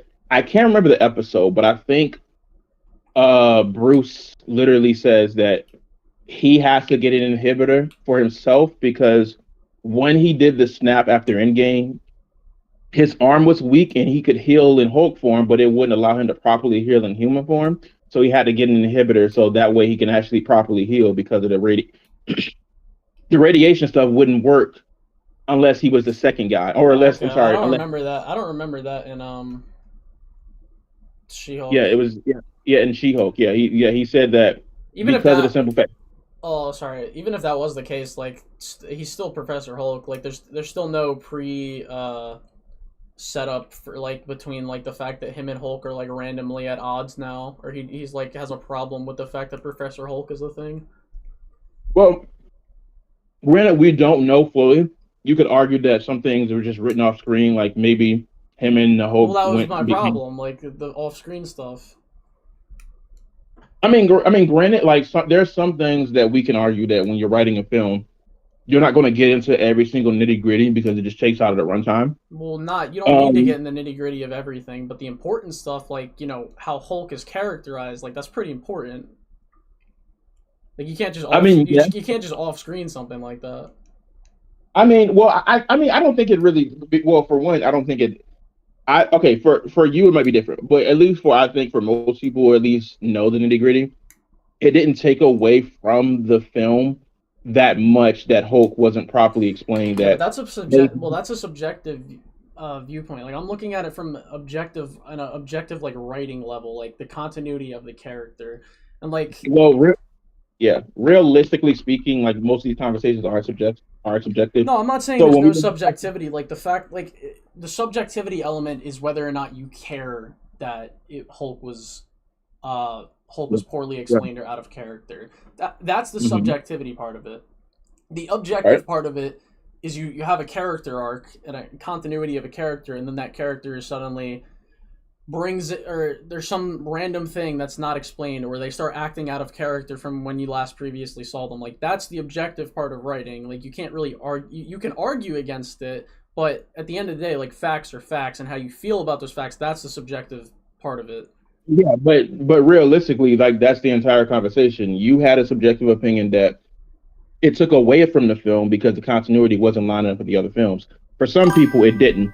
So that's fine. I don't care if people didn't care. Like again, it's my review. It's my opinion of the movie. Yeah, I know that. I mean, but realistically, we're going to have a disagreement day. It's going to be full of disagreements. Like, if I don't care if people disagree. It's a matter of how you disagree. Like, can you see where for example, like, can you see where I'm coming from when I criticize these things with Hulk? Yeah, exactly. Yeah, so like that's a healthy way to look at it. The unhealthy way is like, no, you have a stupid, dumb take, stupid opinion, blah blah blah. Like that's the healthy way of looking at a different view. Yeah, I wasn't coming from that angle. I'm saying no, I'm not saying you were. I'm saying like that's where other people like come at it from. I think realistically, if we're gonna have this like conversation, like 9 times out of 10, like people have a suspension of belief bar. If you are, let's just say, somebody who's well known of how stuff work, obviously there's a lot of movies that are just not going to appeal to you. Like if you know something about aerodynamics and then you see Superman pushing up a plane, obviously you're gonna be like, well, that makes no fucking sense because he would just push right through the plane. That's a different argument. Like Physics and comic book stuff can like. Yeah, that's yeah. like I'm a whole- explaining it from a way that realistically people have different suspension of belief bars, right? Well, I don't think So- a character being in character is necessarily suspension of disbelief. It's just kind of like whether or Mhm. not you care. Well, I don't think Bruce Wayne acted out of character. I mean, we could argue that him and the other guy not being on sync is more so a thing that probably they just didn't fully establish. Well, Hulk But at lashing the out same- is out of like for Hulk specifically, not like Bruce or whatever. Like Hulk lashing out on Spider-Man doesn't make sense, regardless. I mean, I don't know if it would say that's like doesn't make sense because I would assume that if we're going off the scene, just the way we're looking at it, because he got mind warped. Yes, you but could the argue movie that established before that mind like once Jean leaves, like she's out. Like you go back to being your normal self. And so for Hulk to like, even if he was mind controlled, like Age of Ultron, for example, as soon as he breaks mind control, he's like looking around and he's like, fuck. Well, what the fuck did I just do? It's because he's not mind controlled anymore. He comes back to like what happened? that's not technically true because if we're going off the Planet Hulk thing, he Planet Hulk. pushed if he pushed I mean I'm talking about Ragnarok, but let's just say it's comic book version of Planet Hulk, right? He pushed Bruce Wayne to the side and then Hulk actually took over. Bruce Wayne, god damn it, Bruce Banner to the side and then Hulk took over, and like in a way that was kind of like because he got mind warped twice. I think it was in Avengers the first one, and then he got mind warped. Even when he pushed Bruce completely out. Well, not only was that before Endgame, but besides the point, like he wasn't trying to kill Thor, and he was fucking around. Like he was having fun with Thor when they were fighting. I don't think he was trying to kill Thor, but again, like I do think it does have something to do with the fact that when he gets mind warped, like it gets harder to like. Well, he wasn't mind warped in Thor Ragnarok. No. He got mind warped in Ultron. And he got sent to space, which happened before Ragnarok. No, so after he sent himself to space in Ultron. Yeah, he sent himself to space, but that happened before Ragnarok. So it's a continuation of I'm sorry. It's a continuation of Ultron, which led to Ragnarok, which is the split personality thing.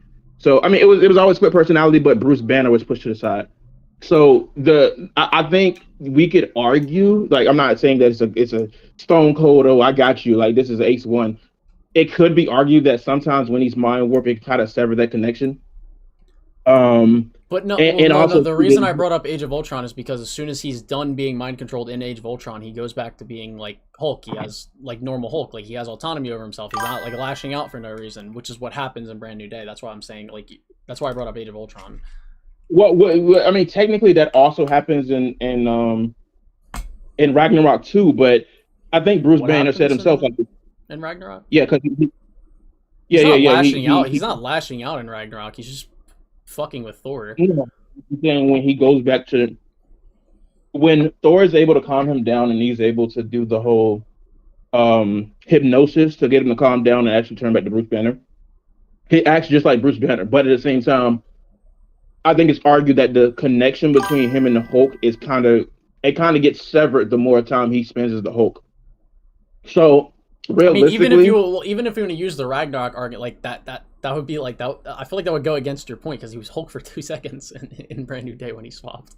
It wasn't like this like complete disconnect from Banner. Well, I mean, if we can apply the logic that if he was Hulk, like his actual Hulk form, not just Smart Hulk, but like actual Hulk form, like the Barbarian form, because of the simple fact that he was Hulk for so long, I think it was like 2 years. Because he was a Hulk, can we conclude that severing the connection could work both ways? Because if he's wearing the inhibitor, it's probably implied that he hasn't been Hulk in a while, or he hasn't hulked out in a while. Well, you just said that he was wearing the inhibitor so that he could heal. Like that's why the inhibitor was created.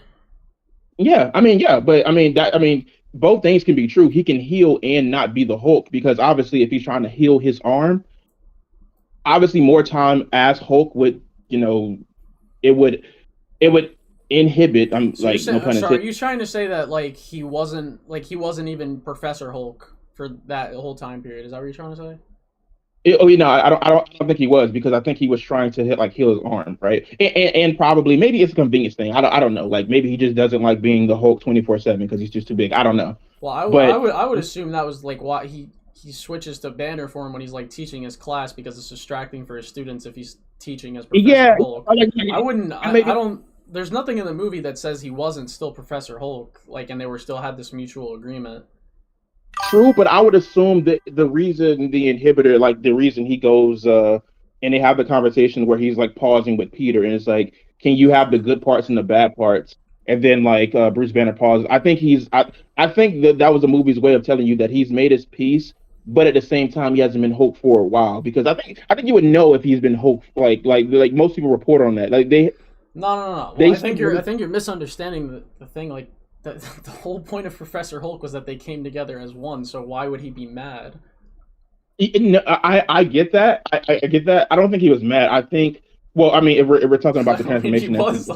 He seemed pretty mad to me. I don't know. are you saying when he transformed When the he's first time, no, well, yeah, or when he starts fucking up Peter. um? Well, I mean, I think the thing about that one is like legit because well, it goes back to my hypothesis. I'll just say hypothesis because I just can't necessarily prove it. I would have to like talk to extra people because because my current hypothesis is that maybe the longer time you spend as Bruce Banner or the Hulk, you kind of severed that connection. You could imply that he hulked out because he just hasn't been Hulk in a while. That was my whole like hypothesis because like No, I get, the yeah, but inhibitors. we kind of went over that though, like, because nothing in the movie says that like he wasn't Professor Hulk, and if he was Professor Hulk throughout that time period, like he should be, then I mean, if we have this then there would information, never be a sever at all, because that's them together as one.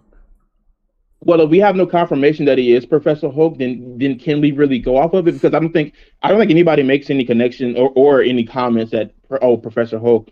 Oh, why don't you just teach his class in Hulk I form? think Like I we don't do think have anybody. confirmation because he's Professor Hulk before what's it called? He's Professor Hulk before In uh She Hulk. no, But well, yeah, he's but Professor Hulk and She-Hulk, and also before he turns into just Hulk no banner. Like, right, like when Jean is mind controlling him, he's Smart Hulk. oh, you're right. You're right. I totally forgot about that part. Yeah, I totally forgot about that part. Well, I guess you are technically right. I don't know. I guess my whole thing would be like we would have to conclude like maybe the either the writing is bad or maybe like the mind warping just severs like the connection. Oh, maybe he can't like me and maybe him and the Hulk can't see on the same terms when he's mind warped. I don't know. I would just like trying to give a little bit of like my thoughts into it Well, because even I then, mean it wouldn't maybe, make sense because she wouldn't, like, they wouldn't have remembered it. They wouldn't know anything that um happened because they established like they no, don't remember anything. he did remember. Huh? He did remember. Remembered what? Well, you said they wouldn't have remembered it. Like Bruce Banner didn't remember what happened. So No, I think regardless. earlier. But, So the reason what the way that Peter figures out that the damage control guy is lying is because MJ tells him that she doesn't remember, she doesn't know anything. It was like a blackout, mm-hmm, so they just don't know what happened. mm-hmm. And it's the same thing with Peter. Like when she tries to take over his mind, it's like she goes into his head and he like sees stuff going on in his head or whatever. But like it's still like a blackout. Like he doesn't, like in real life he doesn't know what the hell just happened. Right. So I don't really get what you were like alluding to earlier. I mean, why were you referencing the losing memory part? I forgot. You was referencing that to the Hulk. I Because you completely said zoned out. that the Hulk was mad about like what was happening or whatever. Yeah, like if we're saying the Barbarian Hulk maybe lashed out, maybe that has something to do with it. I think that's what you're referring to. Yeah, like the Barbarian version of the Hulk lashed out because of like Jean like jumping into his mind. I'm assuming. No, I know, but like it doesn't make sense for him to lash out because what you said was like the only reason he would lash out like that is because he severed, like, for being Hulk only for so long and no banner. That's what severs the connection. But what we were talking about was that he wasn't, like, there's nothing in the movie saying that, and there's stuff in the movie saying the opposite because he was Professor Hulk before he became Big Hulk, um, right before, like, when Jean was mind controlling him, and he's Professor Hulk and She-Hulk as well. I mean, I agree with you on the first one. I guess the She-Hulk one was like we don't know how much time passed, but I do agree that I totally forgot that he was She-Hulk before he like lashed out a second time. I guess that part just like kind of went over my head because I guess one time viewing just had to review it and just like put it under my like belt and like take notes. I guess I just completely forgot about that part. You are right, but I don't know, man. I guess for me, I guess it depends on like whether or not it diminishes that part of the film for you. I mean, or I'm not talking about you in particular. I'm talking about in general. So like I don't know, but I was trying to give like some perspective into it, like that we I could get like it. discuss. I get everything you're saying. I just still don't think it's very well written in the movie because of what I've said. Hmm. Well, I do got one more point before the next guy gets on. So you said that you think that they kind of went like what is it like they kind of went to the same arc for Punisher. No, I think he was out of character. Or well, regressed. It was the like he was regressed because fucking what's it called? Uh, he's hesitant to bring MJ on the boat and like help, even though he did the same thing. Even though he did that already with Amy in Punisher season 2. And then the other thing was like him trying to convince Peter to like kill people, which is again goes back to Amy from Punisher season 2. Like Punisher, like you see someone as a kid, like you don't want them to end up like you. So like that was the regression and like why I said it was out of character because he's already grown from these things the last time we saw him. I don't think he's implying that Peter should kill people. I think he's kind of implying that Peter should stay out of his way so he can do the dirty work. Not necessarily. Nah, I'd have to. I could give you the. If I pulled up the scene, I know what he's like. He says something along the lines of like, yeah, we gotta do this my way, and he's like trying to get it through to people like, yeah, she's gotta die, or blah blah blah, or whatever. I mean, but he has the same speech towards Matt Murdock. No, I know. I don't think he's implying that Matt Murdock is going to actually go out and kill somebody. I think he's implying that step aside, Red. I think you need to rewatch the argument that they have on the roof. No, I don't. Well, what am I getting wrong? Well, because he thinks Matt's a pussy. Like he's like you don't do the hard shit that needs to be done. You should. Yeah, but do you remember the end of the series where he's like, I don't like your way, but if it has to be this way, it will be this way. And then Frank Castle was like, but that was my point. Like he understands that like heroes like Spider-Man need to be there. So him trying to push that like ideology onto Spider-Man at that point is like it's like what? We've already been through this, and he thinks Spider-Man's a kid. Well, okay. I mean, regardless of that, like, I mean, I don't think he's a kid in that moment. I think he's an adult. Punisher thinks he's a kid. Well, I think to him, he like, of course, like he navigates as a kid, but he's an adult. But like, at least in Punisher's eyes, right? I don't think the film is trying to tell you that the Punisher is saying like, you have to do the dirty work yourself. Just let me do the dirty work when stuff gets really hectic, like Jean. I don't think that's what he's.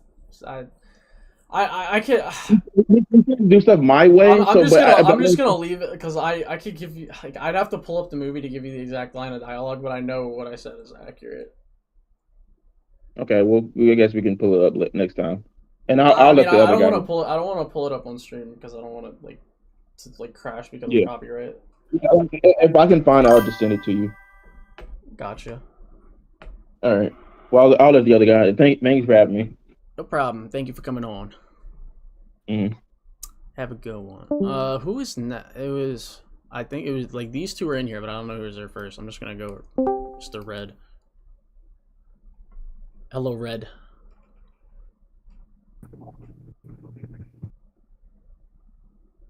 Hello. Yo, what's going on, man? How you doing today? Doing pretty decently. Pretty decent. Well, before I get into it, I do want to say I've been a fan of yours for a couple of years, so it's very nice to meet you. Thank I you. enjoy content, so I do. But I do rock with you, so it has to be able to beat you. I'm sorry, you're like mic But cut out a little bit. I said like it's nice being able to meet you because I've been a fan for like a couple years. I rock with the content, so Gotcha. Thank you. it's I nice to appreciate that. actually meet you. No problem, no problem. But my main point of contention is, and I know like the last two people that have been up here, I've talked about the Hulk point. I just also disagree with it. I know, I'm sorry, but I do think and hope that my point maybe is a little stronger for you to understand. So I think based on your review, your biggest issue was like Hulk, like just going on a blind rampage again after the development, right, and trying to kill Peter. You don't think it makes sense? Well, to me, I feel like to understand why he did that, you kind of have to have a deeper understanding of what was going on between him and Bruce. Yeah, over but the the course movie of the doesn't MCU. explain that. Like the movie doesn't explain what's going on with him and Bruce. That was my other Yeah, issue. No. I get that, but I'm also talking about like over the course of the entire MCU, like leading up to this, because like you obviously know that like him and Bruce have kind of had a strained relationship since like '08, pretty much, right? I'm sorry, can you repeat that? You know or understand like him and like Hulk and Bruce have had like a very strained and problematic relationship since like Hulk '08, right? With Bruce trying to like kill himself to escape the Hulk and whatnot, and they haven't really made amends. So I think like that's part of the issue because in the comics, in Endgame, Huh? that was the point of like what they did in Endgame. Like they did make amends. well, I don't. Is that what they? Cause I'm gonna be. I don't remember them like. I don't think they made an agreement They for said that to happen. me and the big guy worked it out. We put the brain and the bronze together. Like that's what he says in Endgame when he's eating that big bowl of eggs. Okay, that's my bad then. I only watched a movie like one time in 2019, so that's 100% my bad. I did not remember that statement. However, my overall point is kind of like I feel like my original point was going to be like with Hulk being kept away for like 10+ years, Bruce trying to off himself to escape him aside from like instead of like making a mention. I know he did. That was my point prior. And on top of that, Gene obviously did something to his brain. And I know you mentioned before that like you don't like how they didn't specify what she did, but I don't know. I don't really think it matters because clearly she did something that was enough to make It's it pretty bad. important. Like the reason I bring it is because it is important. Because what exactly did she break in his brain that made Hulk just completely lash out? When every other time we've seen Hulk, he doesn't just beat the shit out of people he knows and likes for no reason. Like Age of Ultron, Ultron, for example, when Black Widow pushes Bruce down that hole and then Hulk jumps up, he doesn't fucking body slam Black Widow because he tried to kill Bruce. Like he knows that why she did that. He has he's not dumb, and he has autonomy over his actions. And when Jean is no longer mind controlling him, he should just be normal Hulk again. Yeah. That's my thing. Like I get what you mean. I'm just kind of on the opposite end because I feel like definitely in movies like this, it should be specified, especially after previous showings of him acting differently. My thing is, I don't know why they don't give him you can give Punisher a short hour-long thing. Like, why not establish this before the movie with a short little special for Hulk? Yeah, they could. Because something could have clearly gone on between him and Bruce that we just don't know about. Like you mentioned, like they didn't explain that. Like my point was I don't obviously we don't know what Jean did, but she did something. That's my I don't know what she did, but she did something. So but that's like my thing. Like I don't like that Hulk is just acting like not Hulk because of some unspecified reason. Like it just doesn't doesn't follow any kind of cause and effect. Yeah. I see what you mean. Again, that's my bad. I generally forgot about the Endgame statement. It's okay. That's my bad. I was so confident with that stance, but I still don't really mind it personally. That's just me. That's fine. I can respect how you don't. My bad. I didn't mean to cut you off. No, I said that's fine. Like if you don't care about it, like that's just how you that's just your view on Yeah. it. I don't care. Like I'm glad you like the movie. Yeah. I did have like one other like minor thing that I disagree with. It was your stance on Punisher. Mhm. Mostly his relationship with Peter, because one thing you said I can't deny is his character regression. That was definitely apparent. I didn't notice it at first. I'm gonna be honest, because I was so hyped watching the movie. I didn't catch it. I didn't catch the regression.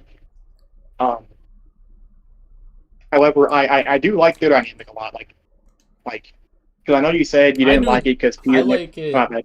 Well, sorry, I like their dynamic a lot, and I think that the concept of what they were trying to do between Frank and Peter's relationship could have worked if they just executed it differently. Yeah, I see what you mean. Because like the way I was thinking about it, that they kind of just recreated what they did with Daredevil and Punisher to a degree, but what Spider-Man said.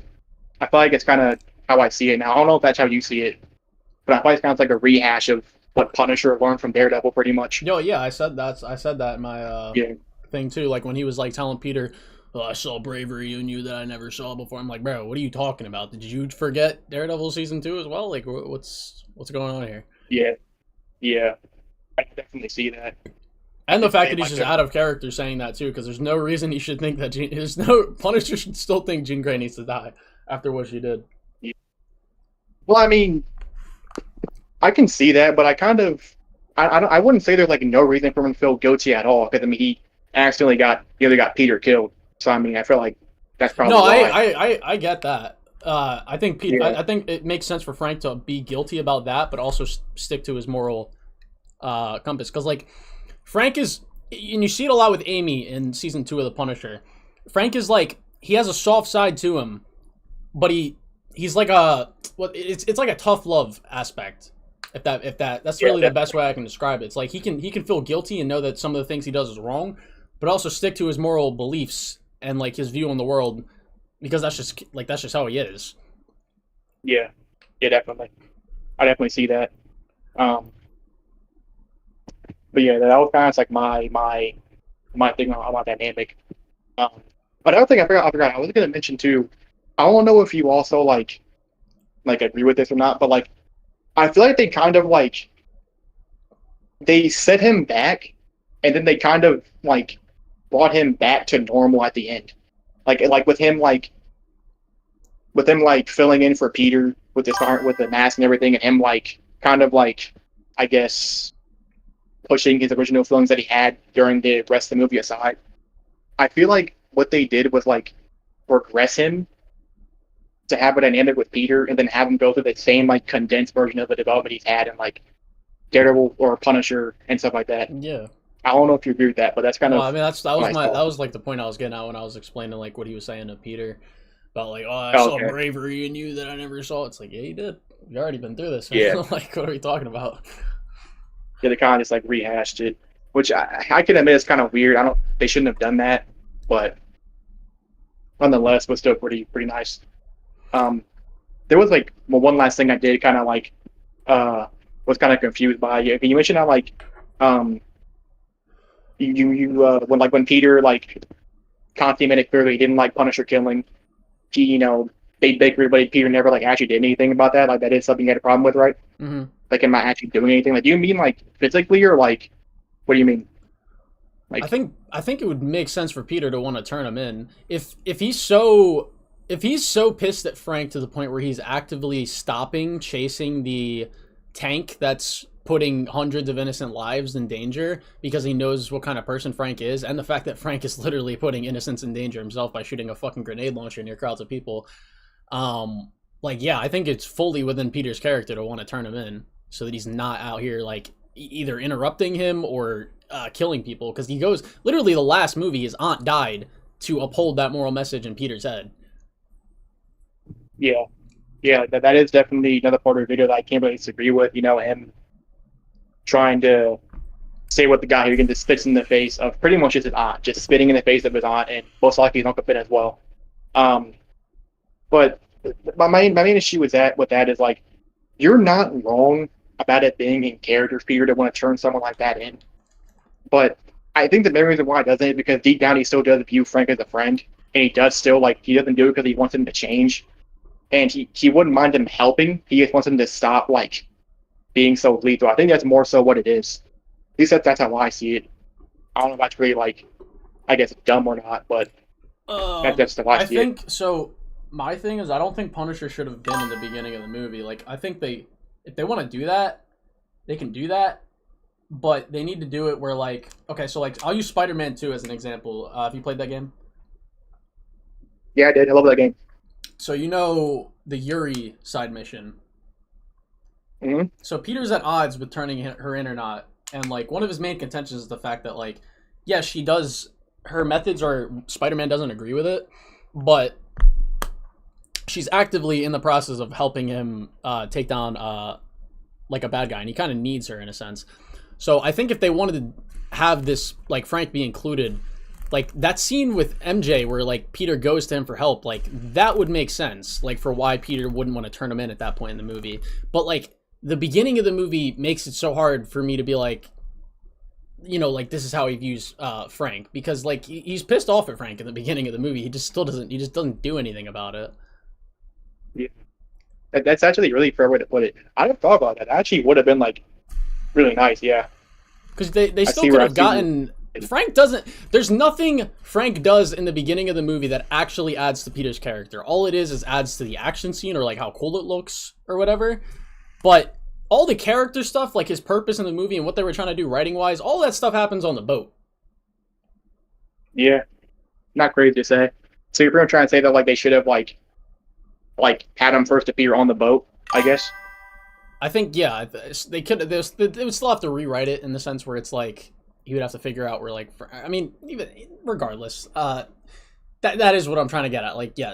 They should have made it where it's Peter needs absolutely needs Frank's help, and that's the only person he has to go to, and that's why he doesn't turn him in. Okay, that is definitely fair. That could have been a better way to have done that. But I mean, yeah, that's pretty much it. Well, I mean, thing is, I did kind of disagree with your Gene thing, but it's I disagree with half of it. What I mean by that is I do know how you mentioned how she literally did technically assault Peter. I can't lie. He definitely should have pressed her about that, even if it was just a little bit. And she also nearly got MJ killed. And half the city killed. But I just disagree with the other half, because I mean I can see why he didn't turn her in or think that she should have gone to jail, because he just resonated with her experience, I guess.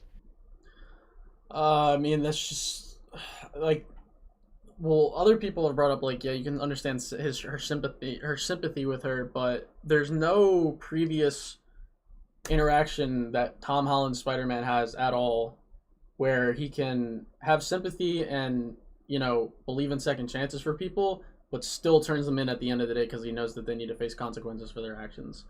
I mean, Vulture's a prime example of it. Sure. That is a true thing. I don't know. I guess this conversation actually opened my eyes a little bit to certain flaws the movie had. I'm kind of surprised. Because I'm not gonna lie, before this, I did have the movie out of 10. I was low key blinded by hype. I low key had it out of 10. Now it's probably a 9.5 for me. I mean, there's nothing wrong with that. I mean, not especially because there hasn't been a Spider-Man movie in 4 years now. Yeah. Live action one at least. Yeah. I was going to the movie extremely excited as well. Yeah. Yeah, it's unfortunate you didn't enjoy it as much. I definitely enjoyed it. I enjoy Peter's character. I enjoyed it. I still have my problems with it, obviously, but I mean, I don't think No Way Home's well written. I enjoyed it. I don't think Homecoming's that well written. I enjoyed it. I don't enjoy Far From Home. I hate Far From Home. That movie sucks. But I enjoy Peter's character arc, especially with what I've dealing with personally recently. Yeah, that shit literally made me cry in the movie theater. I did enjoy the movie, especially the action sequences as well. But I still have my issues with it. Yeah, it's fair. That's fair. Yeah, that's pretty much it with me. I did appreciate that conversation, and kind of opened my eyes a little bit to it. So, All right. Well, was nice meeting you, bro. appreciate you for coming on. Yep, no problem. Have a good rest of your day. You too. All right. I think this guy, John Des Longdes.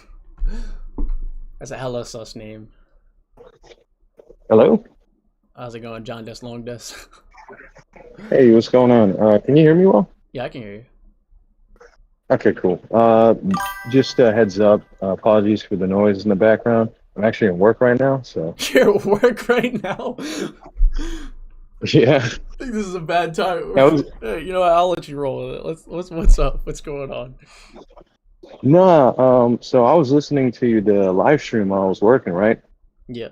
And I was listening to some good points about Hulk and Punisher and all that good stuff. But what's it called? So while I was waiting in the call, I put on your video because when I first got out of the movie theater and saw your video, I was like, man, this guy really? Like, I didn't expect you to be disappointed on the movie because personally, I thought it was good.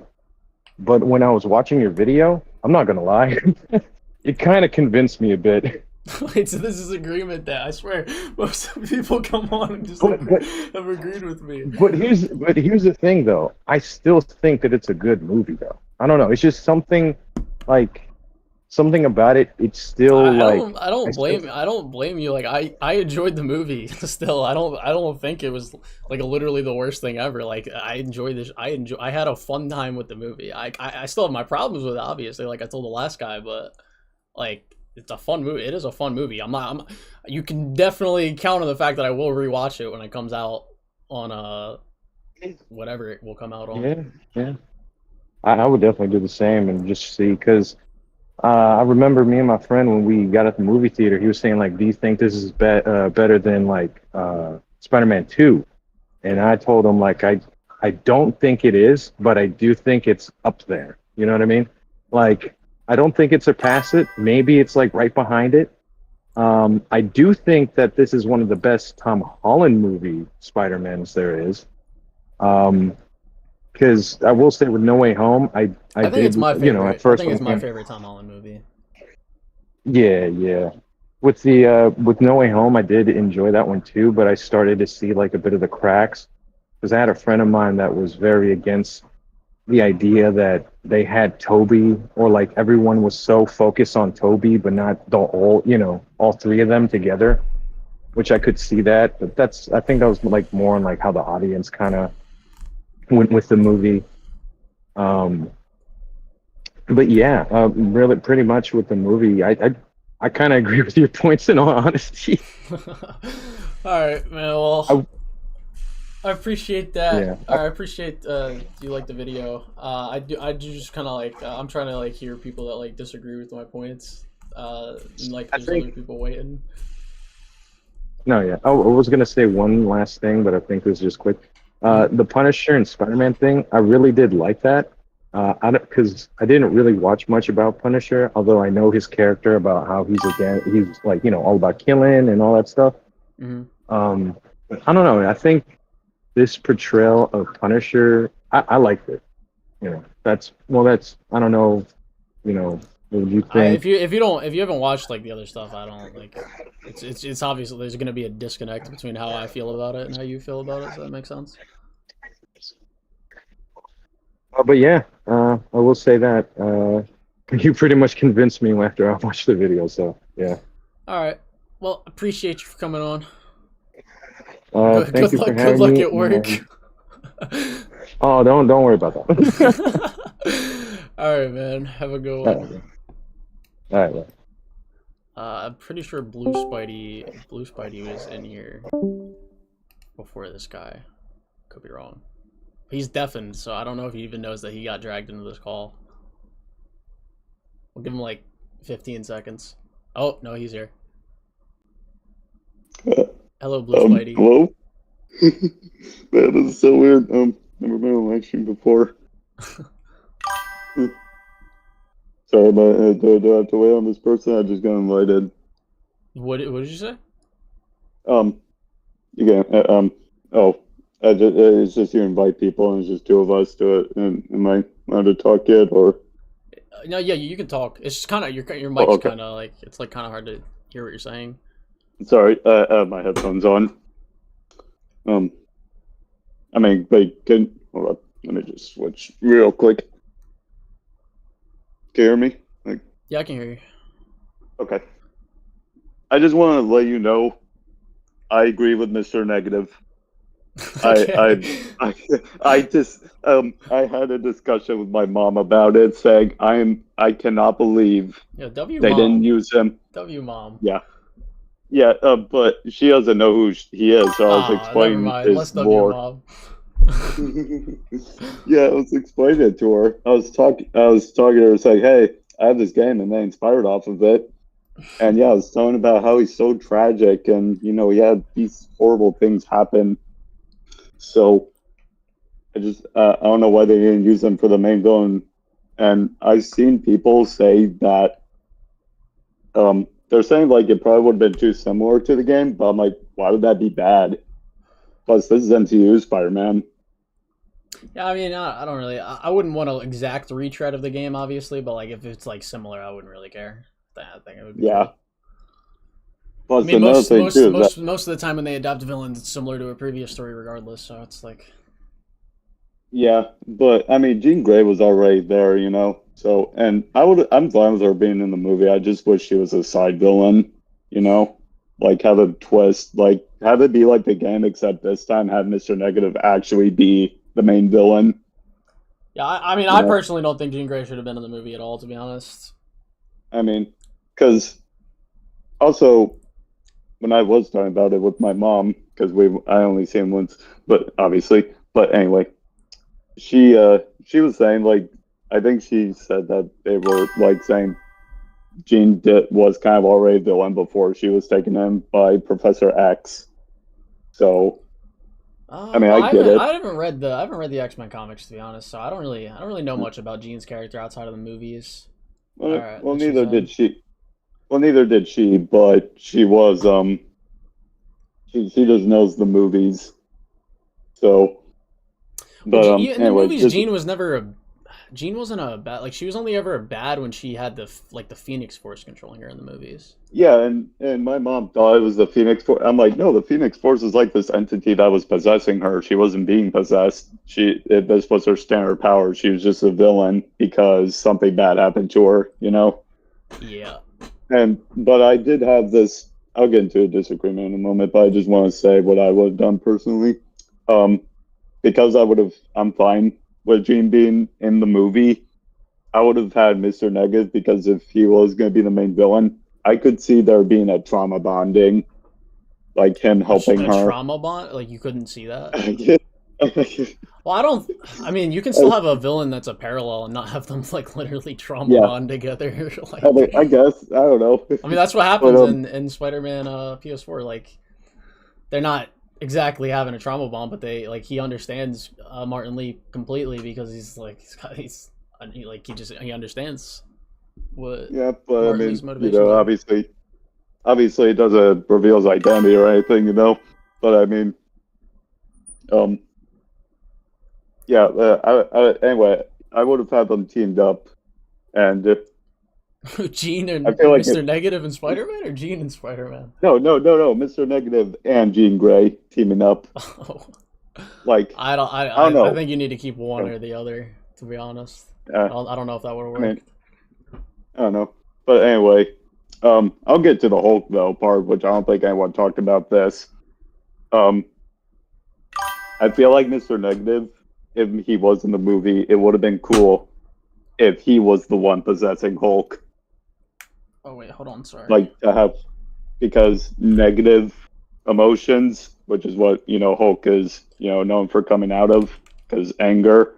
I feel like it would have been cool if he was the one doing it, since Mr. Negative does do that with mind controlling. Gotcha. Well, I mean, yeah, I think I would have been better. But yeah, like, cool. if you don't have any disagreements. Oh no, I was gonna get into the disagreement right now. Like one of them. All right. When you said MJ, like you said before in your video that you think Punisher would help MJ without a second thought, right? Because he was Yes. arguing about it at first. Okay, I don't think that Punisher didn't care or anything. It's just he didn't really want company, maybe. I don't think that works. Like, if he knows somebody's in danger and somebody's trying, the only thing I could hear him arguing with Spider-Man about is like wanting to know what the hell is going on before he just takes her in. That would be fair for Frank to bring up, but everything else is just like it's a kid in danger. That is like the opposite of Punisher to be like, nah, fuck off. Yeah, but I mean, in the movie, and two more things. Actually, I don't think anyone talked about this. MJ's boyfriend didn't make an appearance again in the movie. Like he just came and left. I don't think he needed to be honest. I mean, I think he was there for the scene that he needed to be there. I can't think of another scene that he would have been in that would have been like would have worked. Actually, now that I think about it, I think even then, no, like he already comes. He doesn't need that scene. Never mind. Forget what I was going to say. It just came and left. It's like, shouldn't he have come at least like been at MJ's place or something? They are no relationship. I think the point of like it's just Tom accepting that he can't have MJ. Like just accepting himself, giving himself closure instead of like reeling over the thought that like he can get her back. Yeah. But and then the second thing, I remember. Yeah, I wish they I'm just gonna say, like, it's weird that they didn't show where Spider-Man, like, at least fighting anti-vigilante task force in the montage. The what? The Kingpin's anti-vigilante task force. Oh, I'm not gonna lie, I don't know what happened to them after Daredevil season 1. I didn't watch season 2 of Born Again. It's weird. It's like they still didn't explain where Spidey was. It's like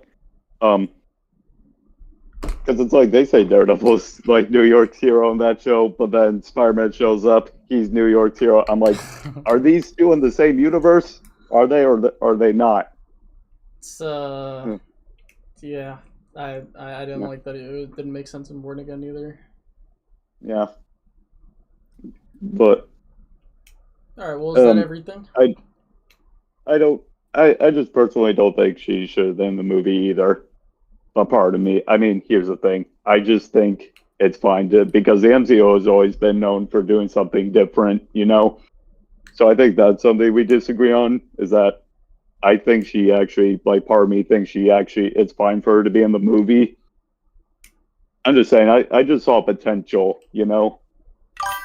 I think I wouldn't hate it as much as if it was, like, executed differently. Like, I would, like, there would still be part of me, but, like, yeah, there should have been Mr. Negative instead. But, like, if I actually liked her character in the movie, it wouldn't have been as big a deal to me.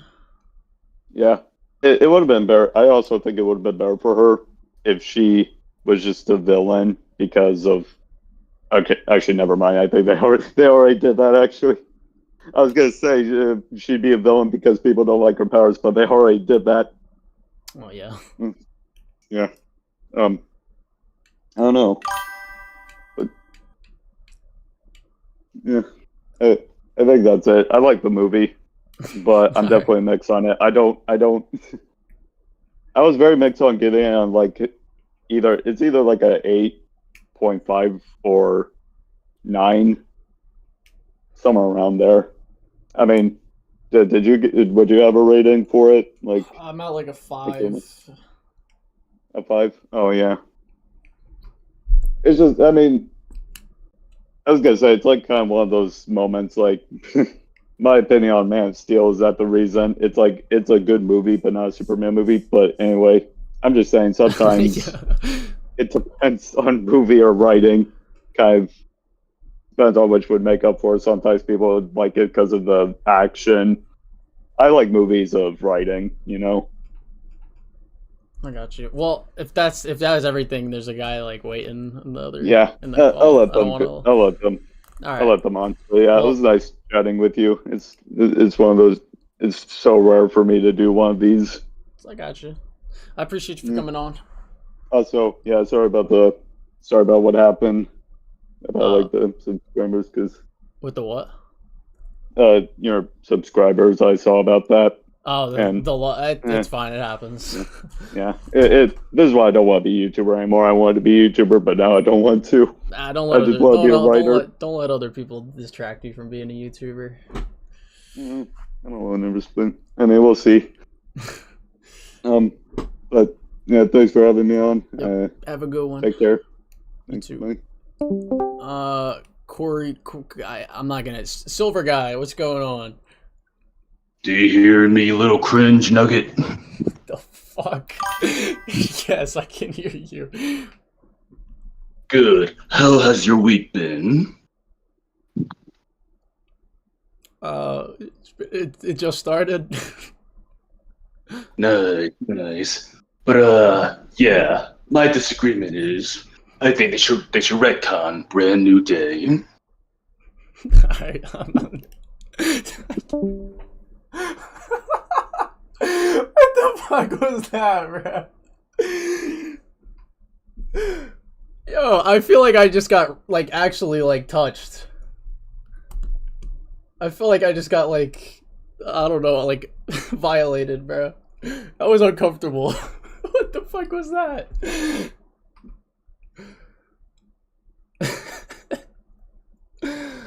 Alright. I think that's a good note to end this disagreement day.